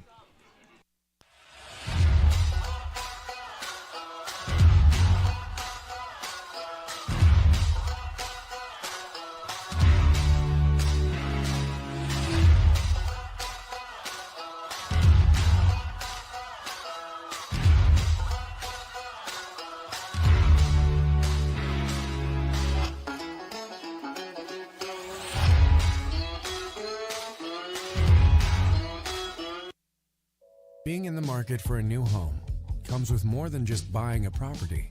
It is finding the right house in the right neighborhood in the right community. Since 2005, Lori, with Frey & Associates Real Estate, has lived and worked as a real estate broker in Lincoln. She is passionate about local organizations and volunteers with them as well. She's knowledgeable, she knows, she asks a lot of questions, she gets things done.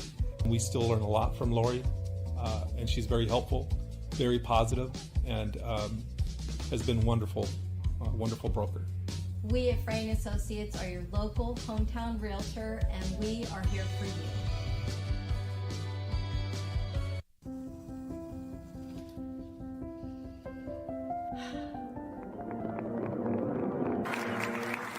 Welcome back, Olympia's 5th grade orchestra.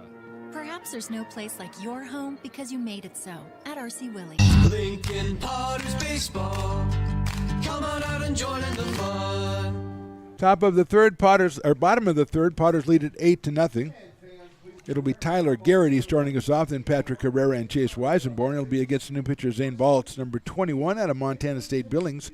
Will come on for Cal Johnson, and went 2 innings, gave up 8 hits and 8 runs and walked 2. So here's Baltz facing Tyler Garrity, who singled in a run back in the first inning. Tyler picking up RBI number 11. Zane Baltz is the new pitcher, Willie. Zane Baltz. Willie does so much stuff. He cannot be expected to keep track of everybody. Here's Garrity. Baltz works from the stretch. Outside for a ball at 86. 1 ball and no strikes. So Garrity 1 for 1.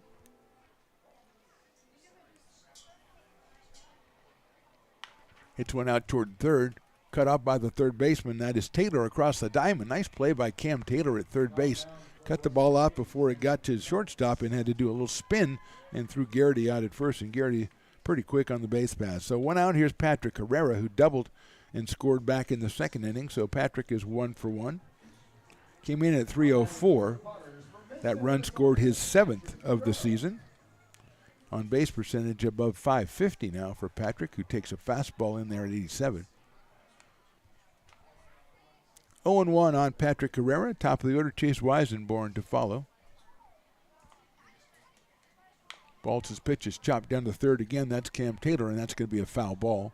Fortunately for the Kings, as it gets away from Taylor, goes over into the bullpen area. As JP decides to join the fray, and he'll go down to third base and coach it. I guess he knew there wasn't anybody there for a while, so taking his time. 0-2 on Patrick Herrera.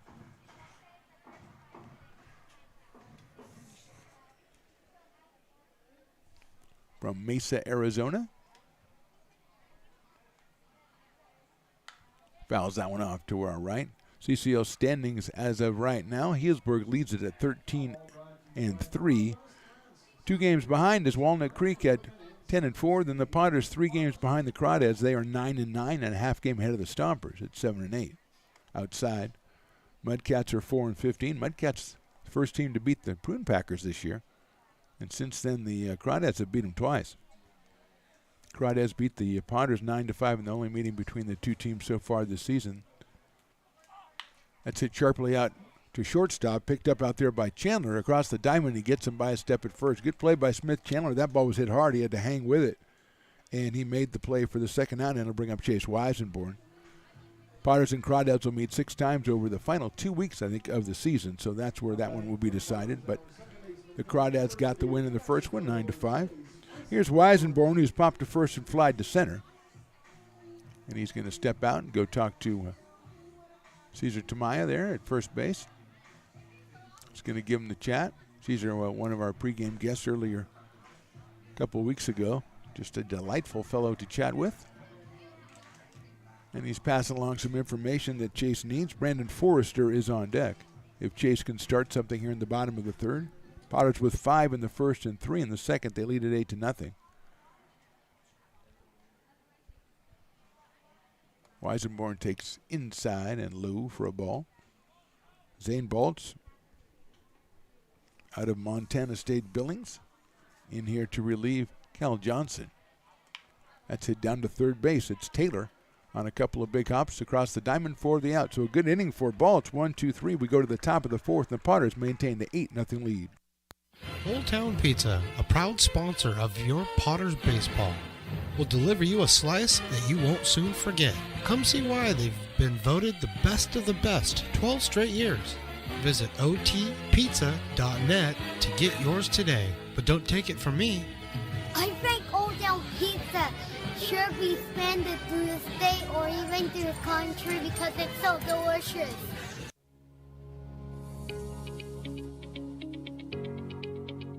Placer Valley Tourism. Our mission is to increase the health of the hotel industry through occupancy and average daily rate in Roseville, Rockland, and Lincoln. Proud partner of the Potters in the 2023 West Coast World Series Tournament from August 8th to 11th.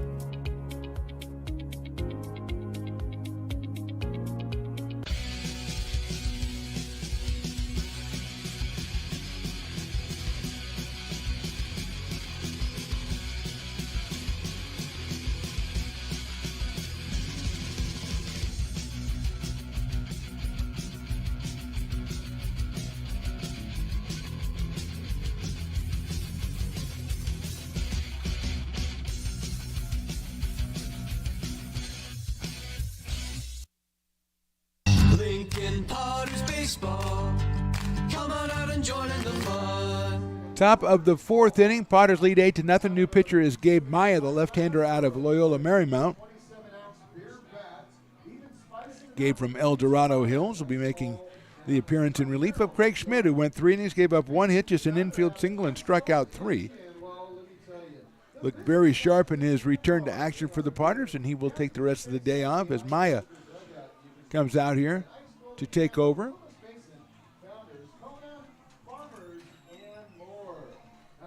Gabe will face 2, 3, and 4, Jeff Canberra, then Mike Baker and Ralph Fabian for the West Coast Kings. Looks like it is the 9th appearance for Gabe Maya. 19 and a third innings, 13 strikeouts, 10 walks. ERA of 2.79 and a 2-2 record for Gabe Maya. So 2-2, 279. Swing and a miss by Canberra, who had the infield single in the first inning. So Jeff is 1 for 1 out of Occidental College. 2-2 Lincoln Breaking ball in there for a strike. 0-2. Maya's last action was on June 25th against the Admirals. He got the win in that one. Big chopper out towards shortstop. Forrester has it. He's going to have to throw on the run to first base. He does and gets him by half a step. So nice play by Brandon Forrester. Canberra is retired 6-3, and that'll bring up Mike Baker, who took a call third strike back in the first inning. So Mike is 0 for 1.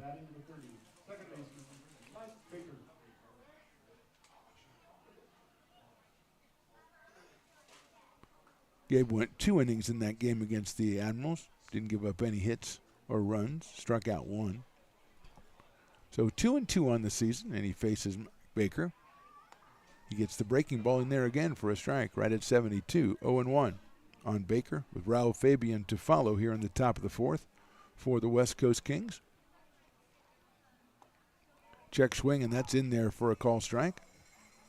0-2 on Mike Baker. Mike out of Chico State University, or Cal State Chico if you want to do it that way. That's grounded out towards second base. Weisenborn's going to wait for it. Chase throws over to first and gets him by a couple of steps. So he plays that one correctly. And Baker is retired 4-3. 2 quick outs for Gabe Maya here in the top of the fourth. And Ralph Fabian, who struck out his first time, comes to the plate.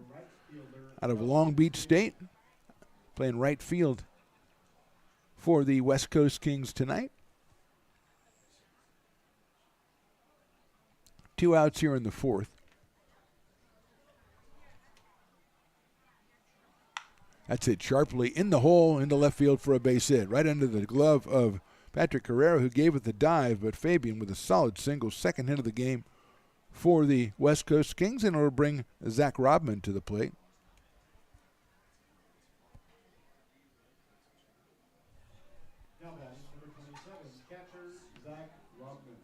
Rodman walked back in the second inning, was erased on a double play from Riley Pimentel soon after. So he's up here with a runner at first and 2 outs.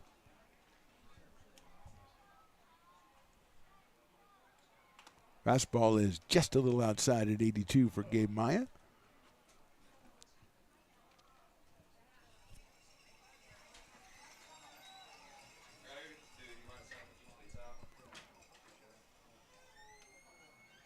That's in the dirt. Nice block by Garrett Forrester.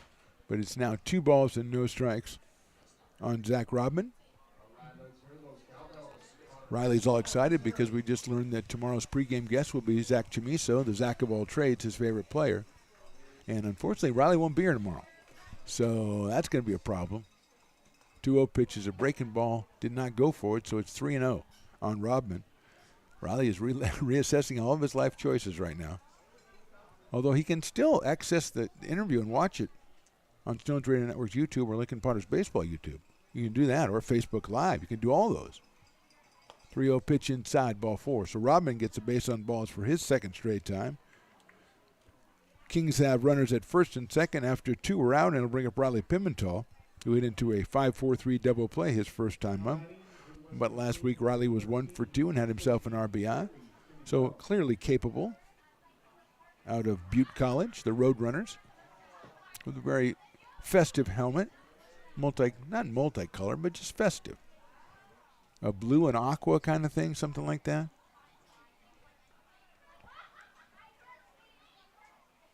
He takes it right down the middle for a strike from Gabe Maya. 0-1 on Riley Pimentel. Cam Taylor next in the order for the West Coast Kings, if Riley can somehow keep things going here in the fourth.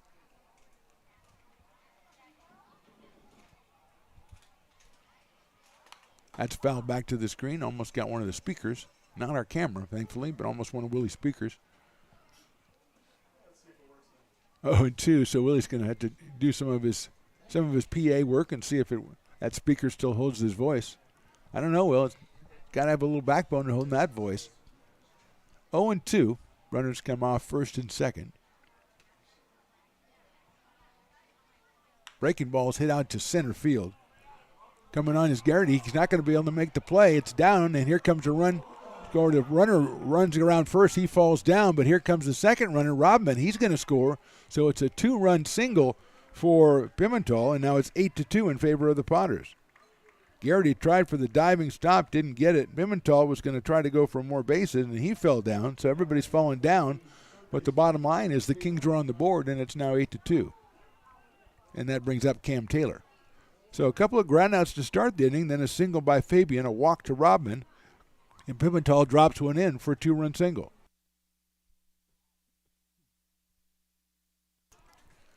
Here's Taylor, who grounded out to second his first time up.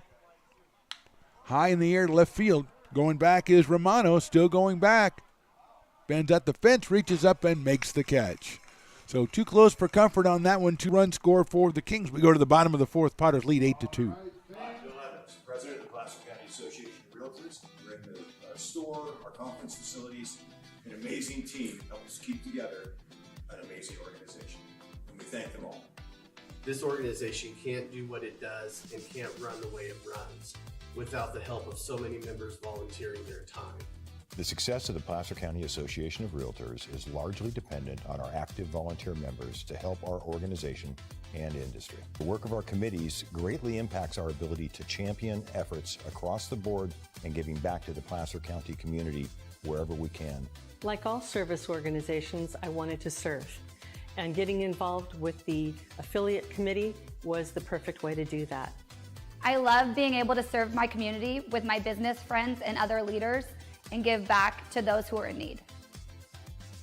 The thing I love about the PCAR committees is they all work toward the same goal of bringing the community together to support those in need in our surrounding area. I instantly came to the meeting and had a wonderful time, felt like I was a part of something bigger, and it was just the start of my leadership journey.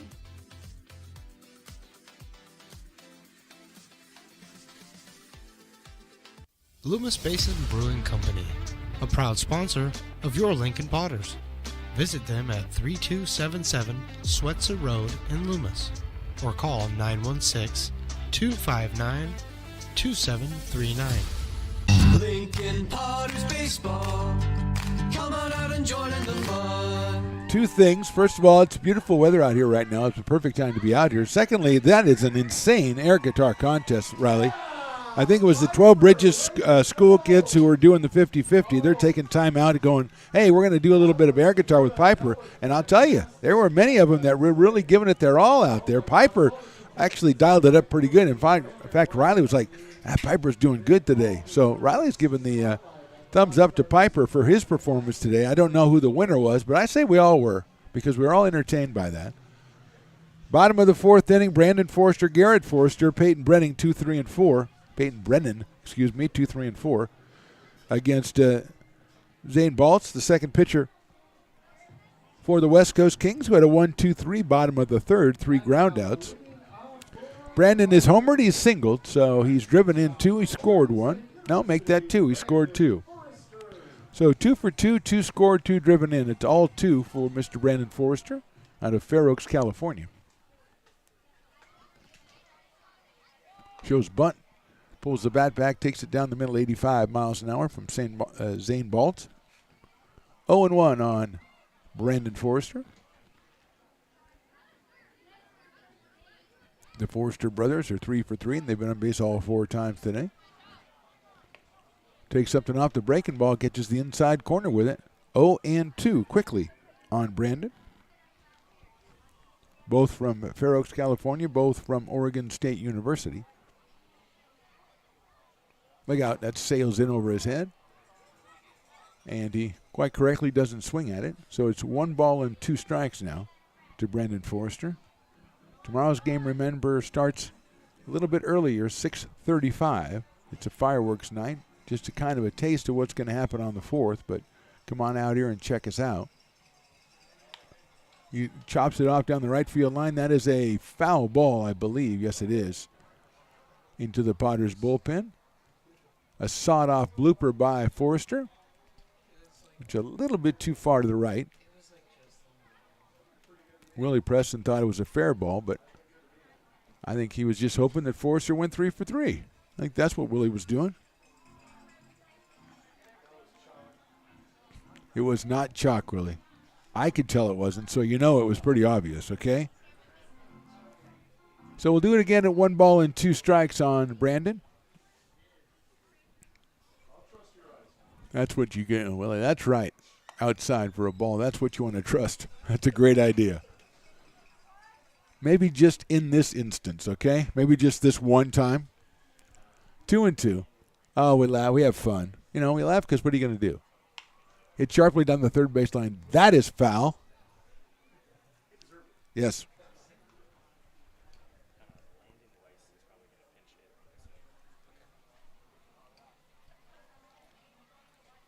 So it's 2-2 now on Brandon Forrester. He fouls that one back to the screen. Still 2-2.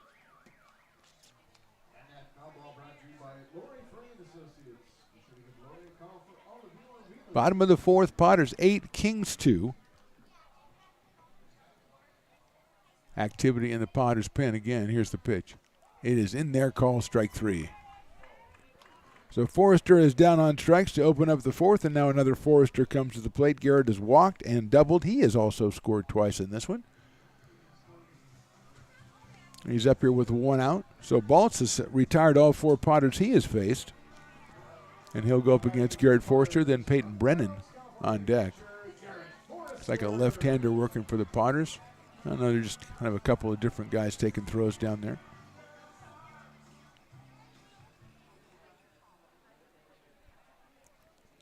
Here's Baltz's first pitch to Garrett. It's outside for a ball. Garrett again coming to us from Oregon State University. He played in 61 games and hit .341. On base .485, 10 home runs, 52 runs batted in, and 50 runs scored. And he takes a fastball 88 from Baltz for a strike, 1-1. Or as the scoreboard said, 9-0. If you want to go that, it's a different number system, but inside for a ball, 2-1. Peyton Brennan to follow for the Potters. Here they scored 5 times in the first, 3 times in the second, but have not had a base runner since Baltz entered the game. Takes something off a breaking ball, and it's outside, 3-1 on Garrett. Orange Friday, so the Potters in their orange outfits. I call them outfits because it takes a little while for me to get used to them, but I was kind of more used to them today. That's outside, ball 4. So Garrett reaches base for the 3rd time. Second via the walk, and it'll bring up Peyton Brennan. First base runner allowed by Zane Baltz. And here's Brennan, who has walked and singled. He has a run batted in, does Peyton Brennan. So he is 7 for 18 for the season. Has driven in 5 runs. Takes that one in there for a strike. Another 88 miles an hour from Zane Baltz, who has been impressive since entering the game in the bottom of the 3rd. Forrester over at first base. That one is changed up in the dirt. Nice block by Robman. And it'll be 1 ball and 1 strike on the left-hand hitting Peyton Brennan out of Rockland, California. Just got word that Zach Chamiso will be our guest on the warm-up show tomorrow before the game against the Menlo Park Legends. Inside again, that one's going to get through Robman and back to the backstop, and going to second base is Forrester on what is charged as a wild pitch. So Garrett is in scoring position now with 1 out. The Zach of all trades will be up here, and Riley will be, well, nobody knows. Nobody's allowed to ask where Riley will be. He just, says, hey, I've been working hard. I need a couple of days off over here, come on. Brennan fouls that one at the plate, so it's 1-2. And he has been working kind of hard, so I can see that. Left or right, Riley?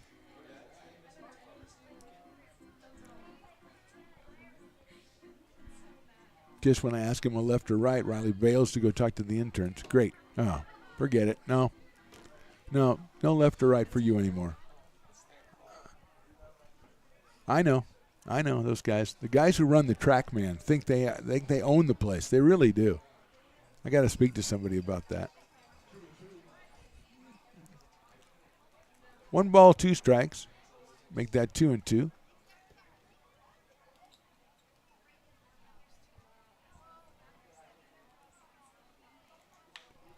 Slices one down the left field line. That might drop in, and it does drop in front of the left fielder, Canberra.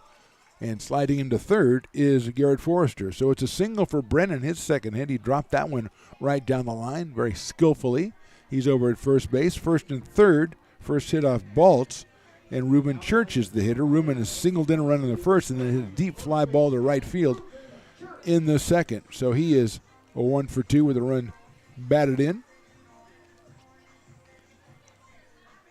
Out of the University of Kentucky, coming off a .286 season, 33 games, 20 runs batted in, and 3 home runs. Church is followed by Ben Higdon, who almost got one out of here to center field back in the second inning.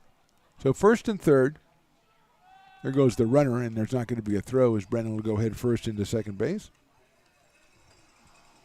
2 in scoring position now for Ruben Church to improve upon his 1 run batted in he's gotten tonight.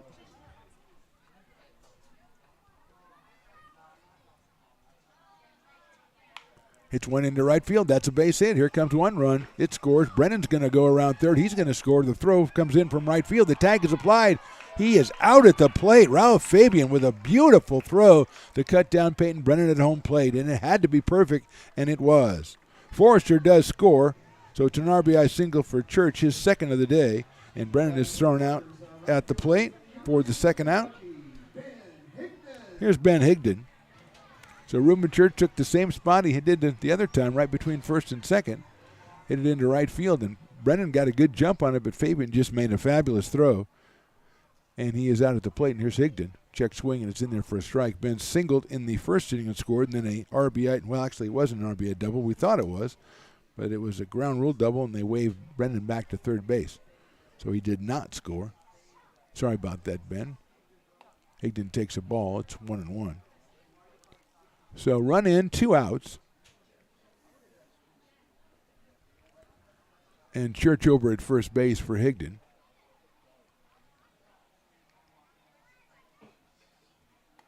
That's on the inside corner for a call strike, 1-2. Ben did a little mini knee buckle there when he heard the call.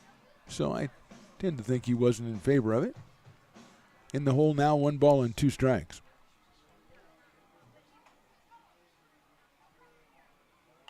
Fouls that one out of play to our left.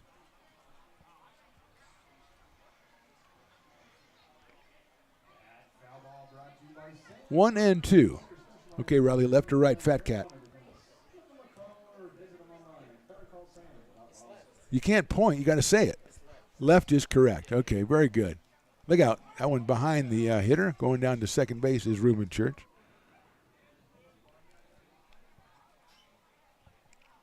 There's just a lot of things at my point.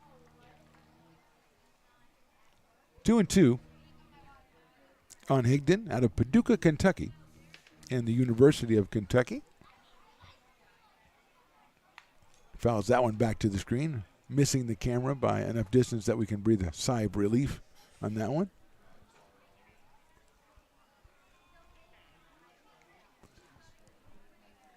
Zane Baltz, the second pitcher for the Kings tonight.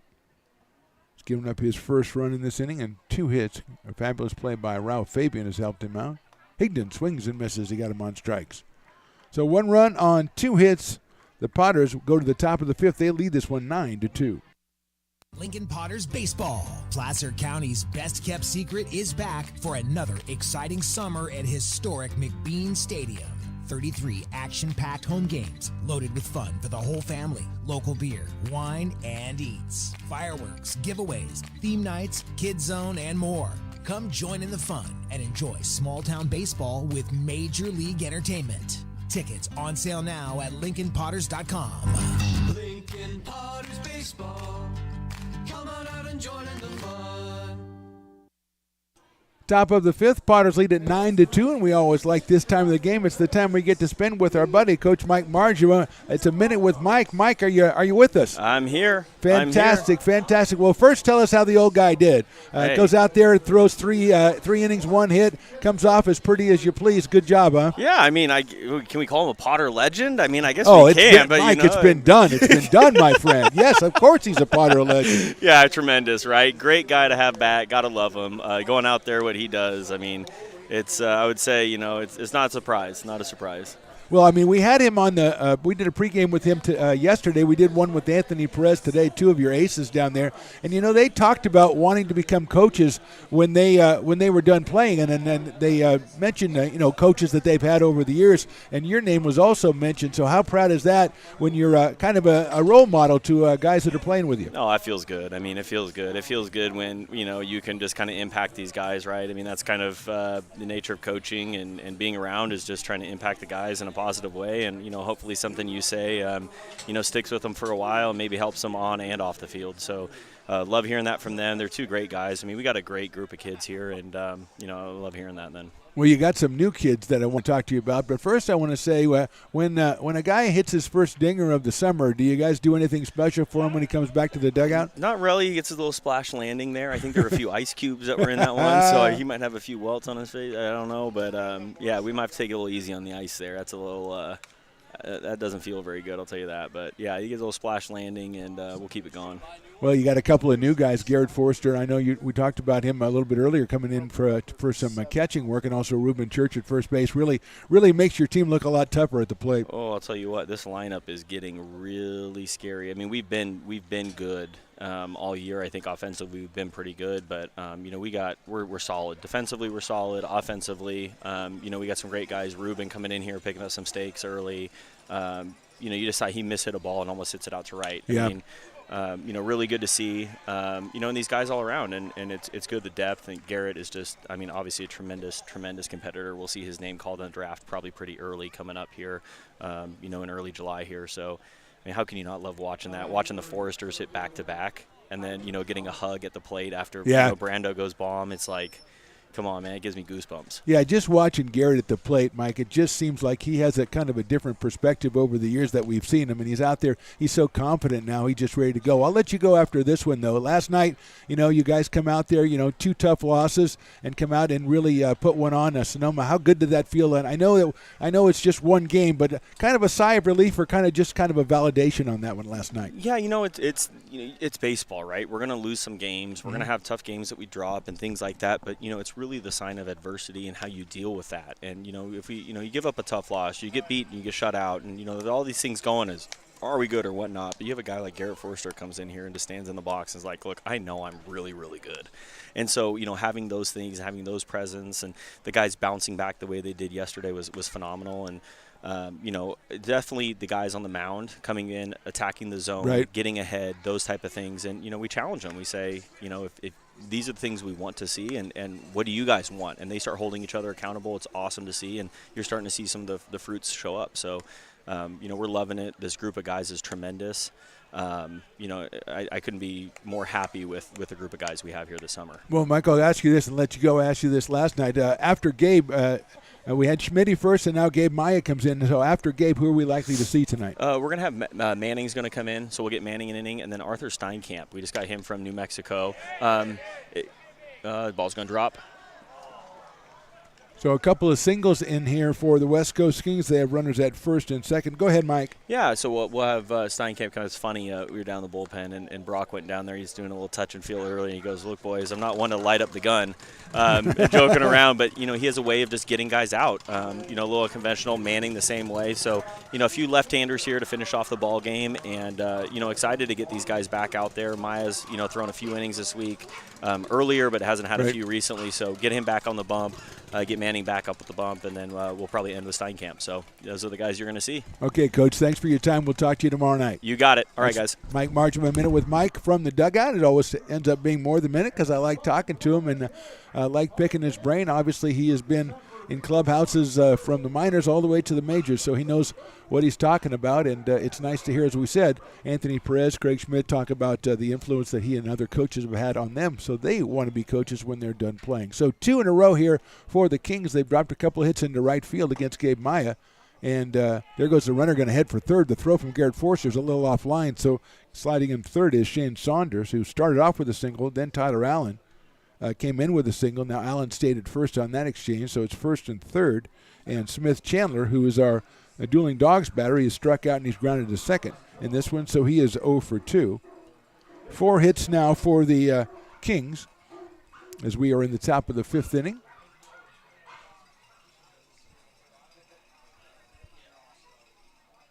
Chandler out of Cal State Northridge.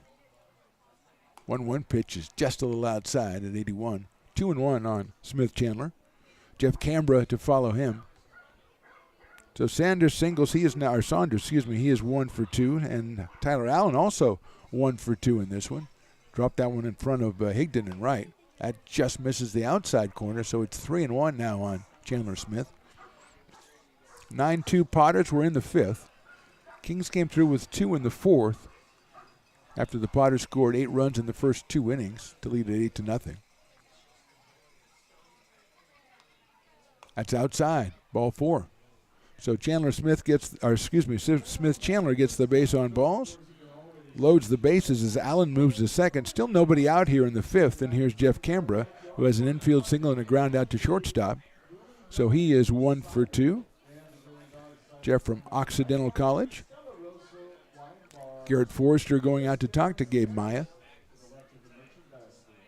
Little encouragement out there and remind him to concentrate. Garrett in his initial appearance behind the plate for the Potters this summer. It's great to have him back in town with brother Brandon. So here's Canberra. Infield single in the 1st, then a ground out to shortstop in the 4th. Mike Baker to follow, and Maya's going to go to the windup here with the bases loaded. Sails a fastball high and outside. 1-0. Activity in the Potters pen. You heard Coach Marsman talk about Max Manning. Get some time. That one's in there for a strike. 1-1.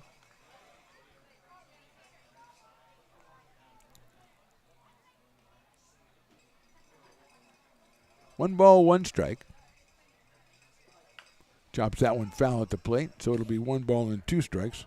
Cooper Robinson and then 4 relievers last night. Villarreal, Bruno, Kirshner, and Chicasello combined to strike out 12 and allow just 2 hits, both of those by Robinson in the first 2 innings. So the Potters held the Stompers hitless for the last 7 innings in that one. Here's the 1-2. Breaking ball's hit high up in the air to left field. Giving ground is Romano, but he's going to have a beat on it. Goes back and makes the catch. Tag from third. That run will score as the throw comes in to third base to keep that runner at second. So it's a sacrifice fly. Saunders scores a run for the Kings. They now have 3. It's 9-3. And it's a RBI for Jeff Canberra. First and second still for the Kings. And with 1 out, it's Mike Baker. Baker is struck out and grounded to second base. So Tyler Allen is still at second. At first is Smith Chandler. Now 1 out here in the 5th. Fastball is inside for a ball. 1-0, 83 from Gabe Maya. Left-hander from El Dorado Hills and Loyola Marymount. 1-0 pitch to Baker. That is down low and inside, ball 2. Baker out of Chico State College. Ralph Fabian on deck.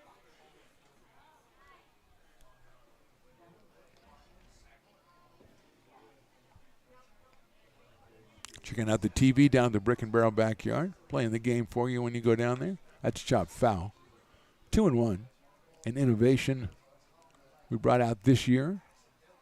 Kind of make it more like a sports bar when you go down there, because you're going to spend, and I'm not even going to ask you, Riley, which way that is. We know that Brick and Barrel is right, and we know that Bounce House is left. Those are the 2 things we know. Those are set in stone. Fastball in there for a strike, 2-2. Good pitch by Gabe Maya on the inside corner. Evens the count at 2. And now that they'd added the TV in there, you go in there, you get your brew, you sit down, you watch the game. You have to turn around, you just kind of watch the game on the screen. Swing and a miss. Actually fouled into the catcher's glove. Forrester holds on. Big strikeout for Maya. Baker is down for the second out of the inning, and here's Ralph Fabian, who has struck out and singled in this one. Fabian hit a sharp single past third baseman Patrick Herrera back in the fourth inning. Scored the first run of the game for the Kings, so he is 1 for 2 with a run scored. And a Long Beach State, he's up here with runners at first and second, but now 2 outs for the Kings. Breaking ball misses. 1 ball and no strikes on Ralph Fabian. Zach Robin, the catcher, to follow Ralph. Allen at second base. Over at first, it's Chandler. That's hit foul down the third base line off the screen over there. Comes all the way out almost to the pitcher's mound.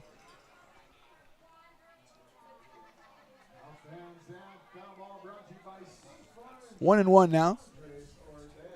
We're back here tomorrow against the Menlo Park Legends. 6:35 first pitch. Tom Maley from KNCI, our guest announcer. Finally Landon Tom out here. Also fireworks tomorrow. Breaking ball outside. Just a little, just a little teaser of what's going to be happening on the 4th of July. On Sunday, it's a 7:15 start against those same Menlo Park Legends. It's Military Appreciation Day, of course. That's fouled down the third baseline again.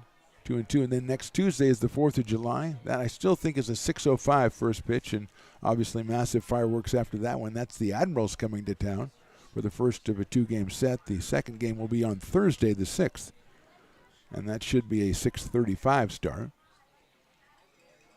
Admirals an affiliate member of the CCL this year. High fastball, full count 3-2, which means their games count in the standings, but they can't go to the playoffs. I don't make the rules. I just explain them. 3-2. But they've become a tough adversary. In league play, everybody's tough. 3-2 pitch swung on and missed. So good job by Maya to get the last 2 strikeouts. He gives up a run on 2 hits. We go to the bottom of the 5th. It's the Potters 9 and the Kings 3. Loomis Basin Brewing Company, a proud sponsor of your Lincoln Potters. Visit them at 3277 Swetzer Road in Loomis or call 916-259-2739. Being in the market for a new home comes with more than just buying a property. It is finding the right house in the right neighborhood in the right community. Since 2005, Lori with Frey & Associates Real Estate has lived and worked as a real estate broker in Lincoln. She is passionate about local organizations and volunteers with them as well. She's knowledgeable, she knows, she asks a lot of questions, she gets things done. We still learn a lot from Lori, and she's very helpful, very positive, and has been wonderful broker. We at Frey & Associates are your local hometown realtor, and we are here for you. It's all you. No, I insist. It's your turn. Nope, I think it's your turn. I appreciate you so much. Thank you so much. Go. I appreciate your appreciation. It fills me. Safe drivers save money with Farmers. Just for driving safely? It's a Farmers policy perk. Get Farmers and you can get a safe driver discount simply for having a clean driving record for 3 years. Come on. After you. After you. Safety first. Get a whole lot of something with Farmers policy perks. We are farmers. Bum, bum, bum, bum. Lincoln Potters Baseball. Come on out and join in the fun. Moving into the bottom of the 5th inning, Potters with the 6-run lead. Zane Baltz back out on the mound for the West Coast Kings. He'll be working in his 3rd inning, giving up 1 run on 2 hits and struck out 1. He'll face Ben Romano, Tyler Garrity, and Patrick Herrera, 7, 8, and 9 for the Potters. That one is inside to Romano, who was hit into a fielder's choice and struck out, so he is 0 for 2 in this one. Did score a run, and that's Ben's 12th run scored on the summer. Out of Mendham, New Jersey, and Tulane University. Right-hander against Baltz. Fouls that one back to the screen, an inside fastball at 85 from Zane. From Montana State Billings campus.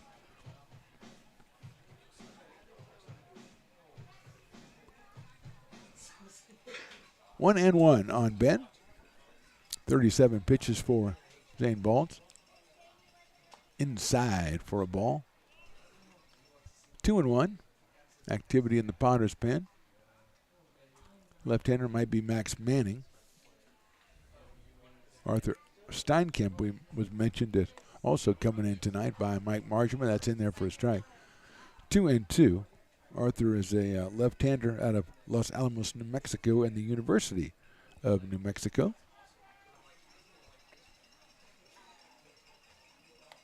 High and inside. Full count on Ben Romano.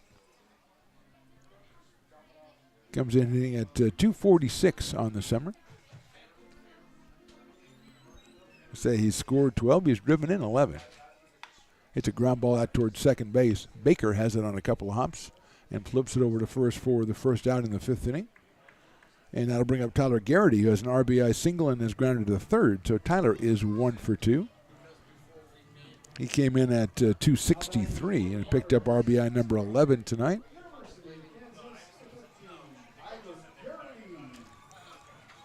Tyler out of Seneca, California, and the University of Kansas.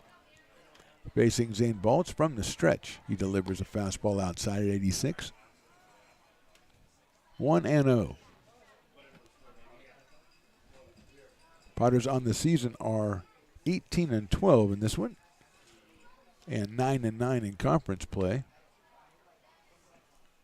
A swing and a miss by Tyler Garrity.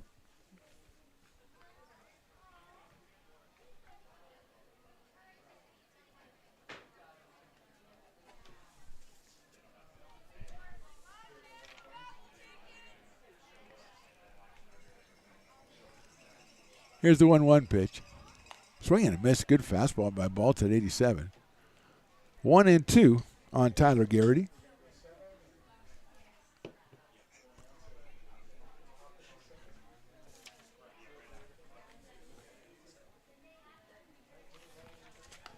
That's high for a ball. 2 balls and 2 strikes.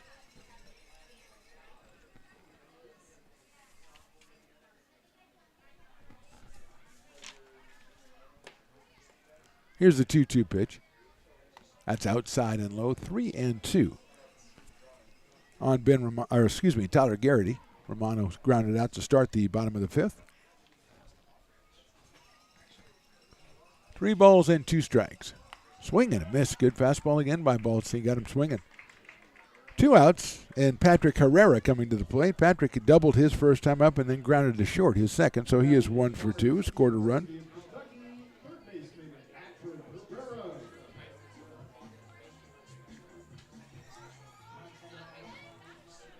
Patrick out of Mesa, Arizona, and the University of Kentucky, playing third base for the Potters in this one.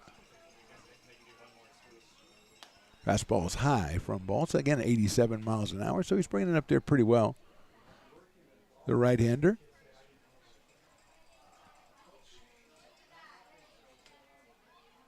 Popped out of play.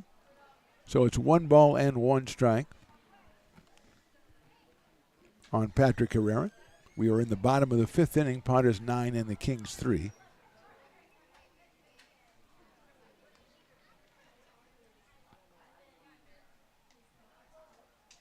Fastball, good-looking pitch outside corner, 1-2.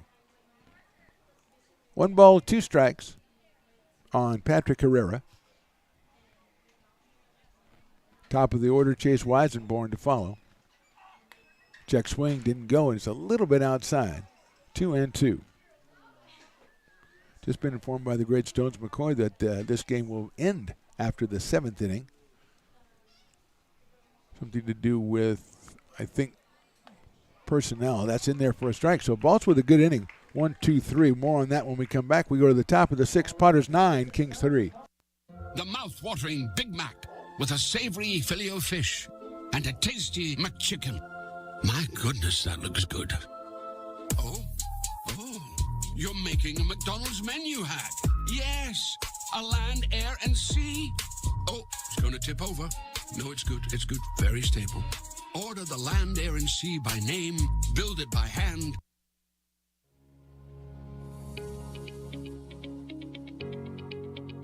Placer Valley Tourism. Our mission is to increase the health of the hotel industry through occupancy and average daily rate in Roseville, Rockland, and Lincoln. Proud partner of the Potters in the 2023 West Coast World Series Tournament from August 8th to 11th.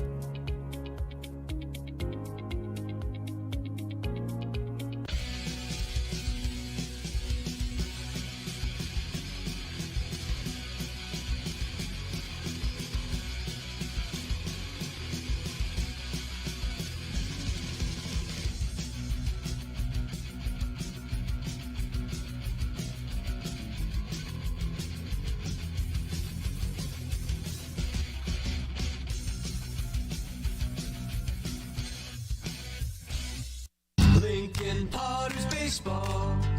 Come on out and join in the fun.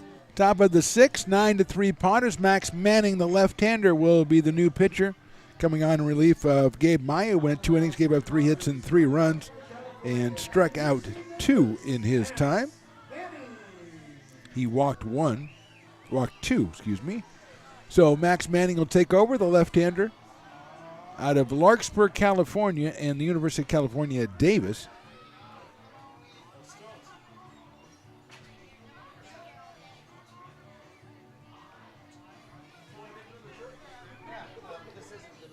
That'll be his 4th appearance. 2 2/3 innings, 2 strikeouts, 1 walk, 4 hits for Max Manning. So he will face Zach Rodman, Riley Pimentel, and Cam Taylor. So just been informed that the game will end after 7 innings. I think it's because of West Coast Kings, at their request, but I'm not completely positive because I got that information from Stones McCoy, so you never know. But it might be a situation that they don't have the pitching to go for 9 innings because sometimes they don't bring that many pitchers, and that bringing in Baltz as early as they did, that is just a guess by me, but that is a possible reason. It's a non-league game. And again, with the late start, they might want to get out of here and get back to the home base, but that's what's going to happen. So we're in the top of the 6th, and Zach Rodman will be the hitter. The catcher has walked and walked. So we're going to have a pinch hitter here. Number 10 is Drew Lamon. Drew Lamon is coming up to hit.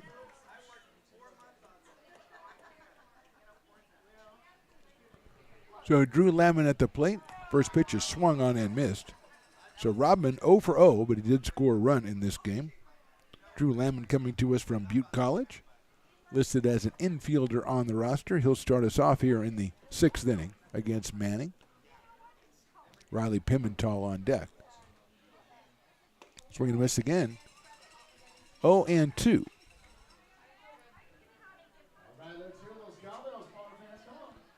Willie yelling for the Potter fans to throw the cowbells out there. And they are responding pretty well, I must say. Here's the 0-2. Swing and a miss. Got him on strikes. 3 good pitches from Max Manning. And Lemon is in the books as a strikeout. 1 out, and that'll bring up Riley Pimentel. Riley from Butte College is grounded to a double play and had a 2-run single back in the 4th inning. A ball into center field that Tyler Garrity tried to make a diving catch on. He couldn't get it. Went behind him and 2 runs scored. So here's his 3rd at bat, and he lines it over the first baseman's head. That's a fair ball into right field. Going over as Higdon to get it, as Pimentel is going to stop at first base with a single. His 2nd hit of the game for Riley. Had a hit last time the teams played in an RBI, so he's got a couple hits and 3 runs batted in the 2 times against the Potters. 5th hit of the game for the West Coast Kings, and that'll bring up Cam Taylor.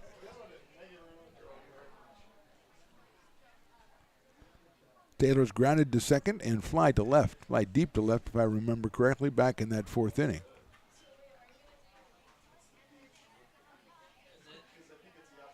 Fastball just a little outside, bounces out of the glove of Garrett Forrester. He quickly retrieves it, gets it back to Max Manning.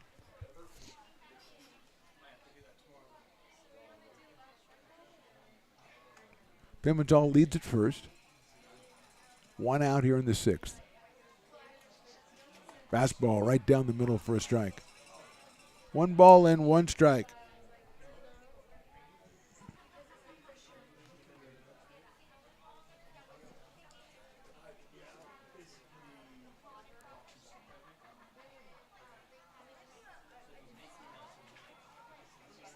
Fastball, that looked pretty good, but just missed that outside corner. Right where I think Max wanted to put it, but didn't get the call. So now it is 2-1 on Cam Taylor. Cam from Butte College as well. Shane Saunders on deck. Fastball inside corner, call strike. Evens it up at 2-2. Pimentel leading over at first base. One out here in the sixth.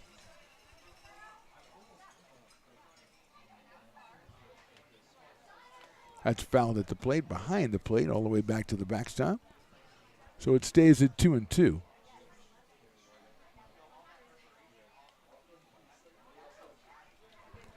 Manning, the third pitcher, Craig Schmidt, started, went 3 innings, gave up just 1 infield hit and struck out 3, then Gabe Maya for the next 2, and now Max Manning.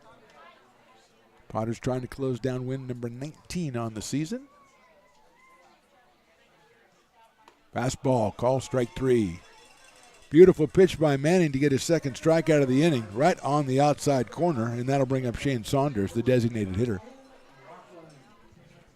Shane is grounded out and singled. 1 for 2 for Shane out of Folsom Lake College. He scored a run back in the 5th inning.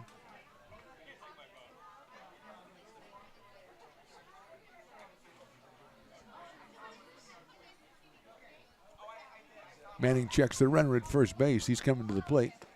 Check swing. It's in there for a strike. 0-1.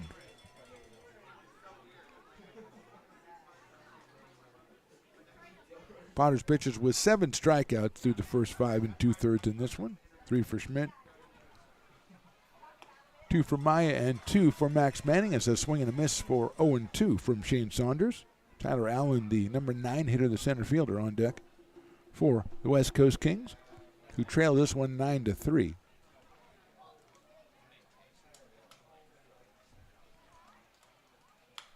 Popped it up right side. It's going to get out of play. Ruben Church takes a look at it at first base. Had no interest in pursuing it. 0-2. Willie calls for more cowbell, and you hear the cowbells coming on in on cue.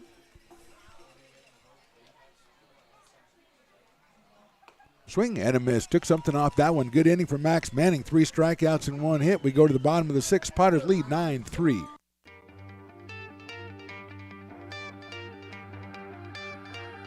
Gooseport Public House. We have sports on 10 big screen TVs, 23 beer taps with classics and crafts, a full bar with creative craft mixed drinks, live music, and most importantly, great fresh food. In downtown Roseville off Vernon Street, only 15 minutes from the ballpark. See ya at Gooseport. Old Town Pizza, a proud sponsor of your Potters baseball, will deliver you a slice that you won't soon forget. Come see why they've been voted the best of the best 12 straight years. Visit otpizza.net to get yours today. But don't take it from me. I think Old Town Pizza should be expanded through the state or even through the country because it's so delicious. Lincoln Potters Baseball. Placer County's best-kept secret is back for another exciting summer at historic McBean Stadium. 33 action-packed home games loaded with fun for the whole family. Local beer, wine, and eats. Fireworks, giveaways, theme nights, Kids Zone, and more. Come join in the fun and enjoy small-town baseball with Major League Entertainment. Tickets on sale now at LincolnPotters.com. Lincoln Potters Baseball. Come on out and join in the fun. Bottom of the 6th inning, Zane Balt's out there for his 4th inning of work. 4th inning of work. He will face the top of the order, Chase Weisenborn, Brandon Forrester, and Garrett Forrester in this one. JP is going to get out to third base coach very early in this one. He's not going to take his time. He's ready to go.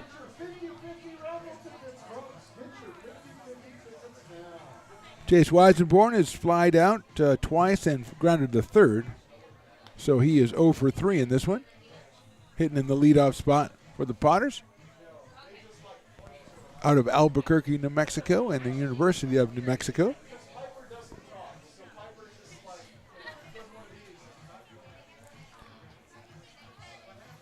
Little meeting at the mound here before we get started in the bottom of the 6th.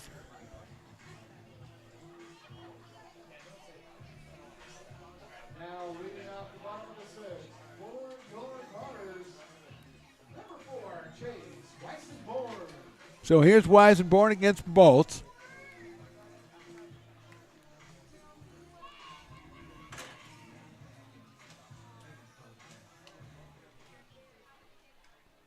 Back here tomorrow night, 6:35 first pitch against the Menlo Park Legends. Weisenborn takes a fastball right in there for a strike, 0-1. Tuesday again, the Legends, but that's a 7:15 start due to the weather, and we appreciate the fans coming out and supporting the Potters during these difficult times for Mother Nature. That's in there for a strike again, and we appreciate even more fans who can't make it out, who follow us on Lincoln Potters YouTube or Stones Radio Network's YouTube. You want to subscribe to those YouTubes. That way you get notified whenever the Potters come live on your screens. Swing and a miss at a high fastball. So Baltz has been pretty effective here for the West Coast Kings. That's his 5th strikeout in 3 1/3 innings. He's given up 2 hits and 1 run. And here's Brandon Forrester. Homered in the 1st, RBI single in the 2nd, struck out in the 4th. So he is 2 for 3.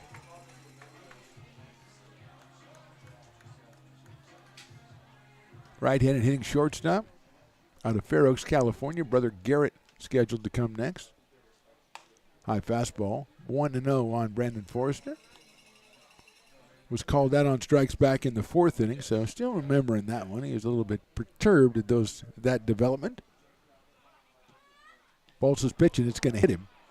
And it's not going to hit him. It did hit him, and he flings the bat out of there because I think it stung a little bit. So he is on base very painfully for the 3rd time tonight, and that'll bring up Brother Garrett. No, now we're going to have Landon Weiss, I think. So Landon Weiss is going to pinch hit for Garrett Forrester. Landon with the rendition of the Star Spangled Banner today, which was stellar. Garrett Forrester, his first appearance of the year, walked and scored, doubled and scored, walked and scored. So he's 1 for 1 with 3 runs scored.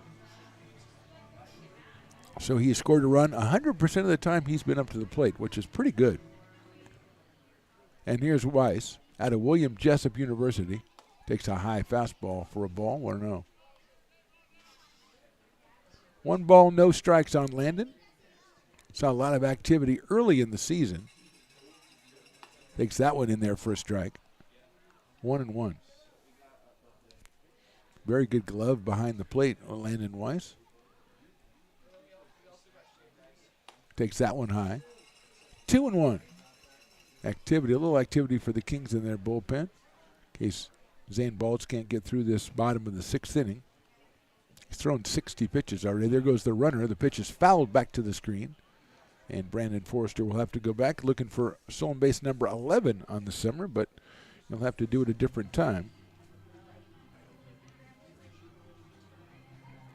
2 balls and 2 strikes now in the pinch hitter, Landon Weiss.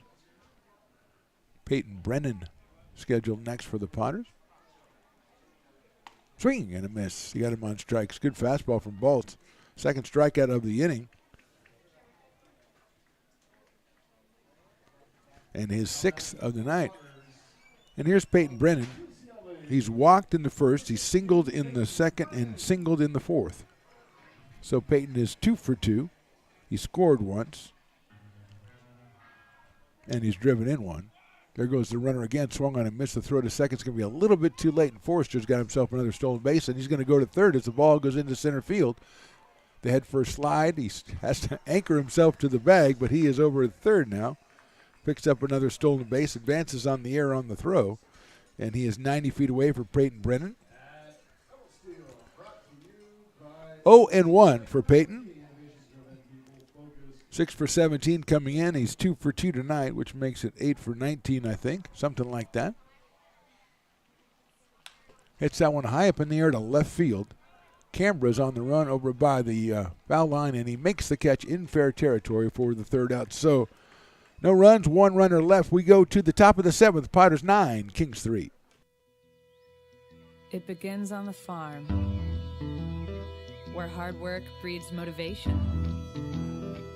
Care is taken under watchful eyes. comes inspiration. Where playtime is mandatory. Welcome to Dueling Dogs Brewing Company. Meet the Stevens,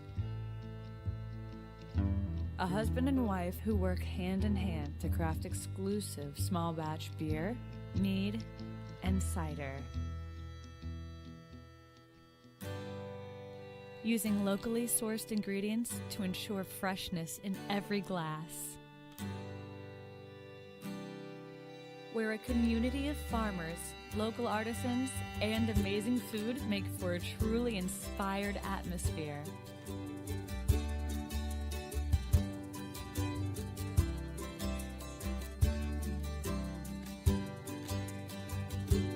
At the end of the day, we know the value of hard work. The families it unites, it's in the pride we take, the stories we tell, and the best friends who are cherished. Dueling Dogs Brewing Company. Lincoln Potters Baseball. Come on out and join in the fun.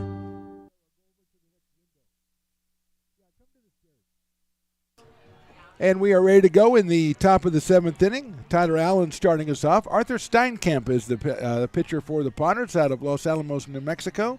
6-footer, 185. We heard from Mike Marshall that he's going to see some action tonight. He is in here to pitch the 7th inning. He'll face Tyler Allen, Smith Chandler, and Jeff Cambra, 9-1-2 for the West Coast Kings. Again, a 7-inning game. I think the Potters are going to bat in the bottom of the 7th, but we'll treat it as a 7th-inning game, so we will cut it off after that. Unless Stone says he wants to do it, then we'll just do it. I mean, whatever, you know. So JP is out talking to the umpire, explaining the stuff that's going on around here as the Kings are ready to go here. Steinkamp, I thought, had finished up his warm-up tosses, and we're almost ready to get going. Oh, I know that guy. That's the salesman that I saw out here. He's good. He's very good. They're both very good. It's a 50-50. They're going to draw that ticket. Hopefully it'll be me. They're going to let Willie draw the ticket, which is amateuristic at best. There it is. It's above board. I can attest it's above board. There you go. Wow, that's a big number. Throw goes down to second base from Garrett Forster. Actually from Landon Weiss, I think.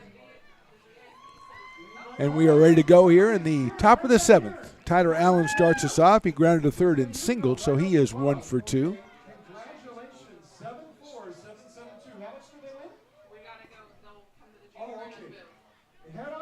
It's the best win, and whoever won the 50-50 is the best win because you don't know how much it is yet. They're just going to tell you when you get there. And I respect that. So Steinkamp delivers. Sails outside for a ball.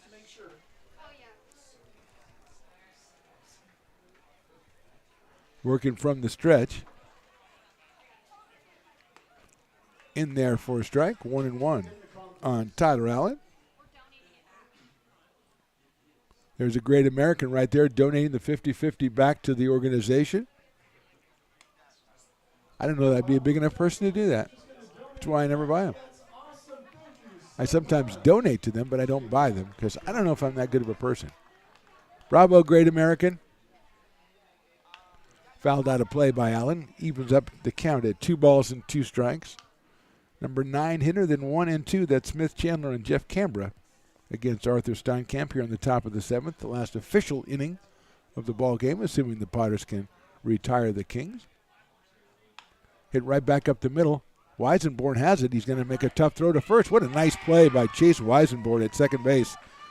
Getting the ball near second base, throwing it on the run away from first base, and gunned it across the diamond for the out. 1 out, and here's Smith Chandler. Struck out in the first, grounded to second, and then walked in the 5th. So he is 0 for 2 in this one.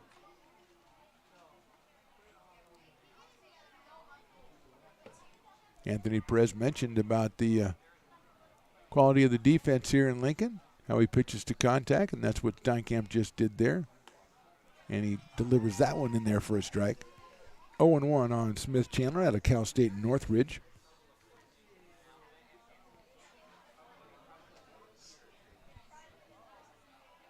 High fly ball, center field. Garrity in his tracks reaches up and makes the catch in medium deep center field for the second out. So 2 away, and here is Jeff Cambra.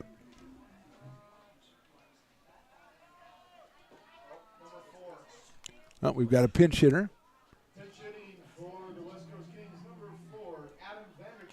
So Adam Vanderkamp is going to come up and hit out of Sierra College.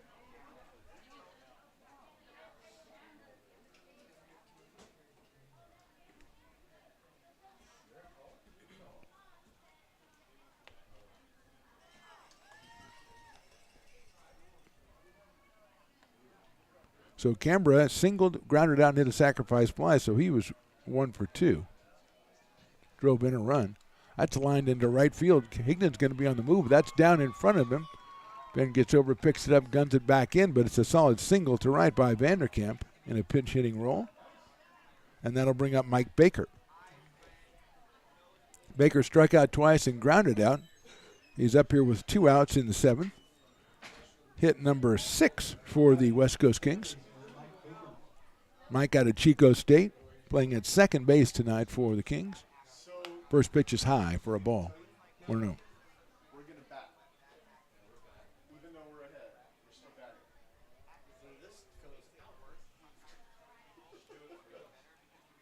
Line drive foul out of play. 1-1. 1 ball and 1 strike.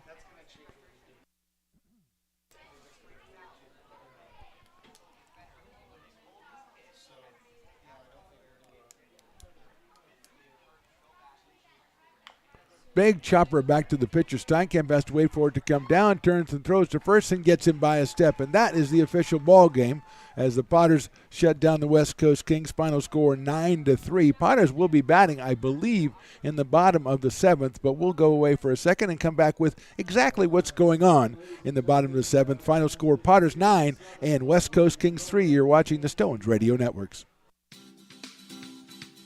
Astro Air Design Incorporated, where you feel the difference. We are a locally owned and operated heating, air conditioning, and custom sheet metal company committed to the highest quality of craftsmanship at a competitive price. Our trained and certified technicians have the knowledge and experience required to install, maintain, or repair your home comfort solutions. Our upfront pricing gives you the peace of mind because you know your price is locked in. Call Astro Air Design Incorporated today.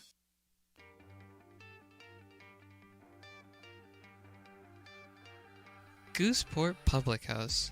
We have sports on 10 big screen TVs, 23 beer taps with classics and crafts, a full bar with creative craft mixed drinks, live music, and most importantly, great fresh food. In downtown Roseville off Vernon Street, only 15 minutes from the ballpark. See ya at Gooseport.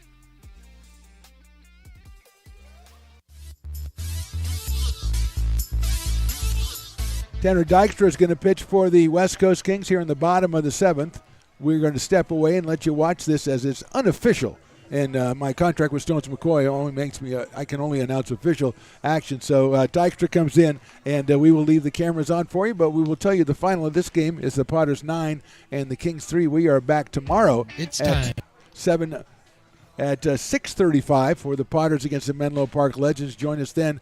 Tom Maley, our guest announcer, and a lot of great stuff in fireworks tomorrow night, then Sunday at 7:15. So our final score again, Potters 9 and the Kings 3. Keep watching the bottom of the 7th. We'll talk to you tomorrow on the Stones Radio Networks.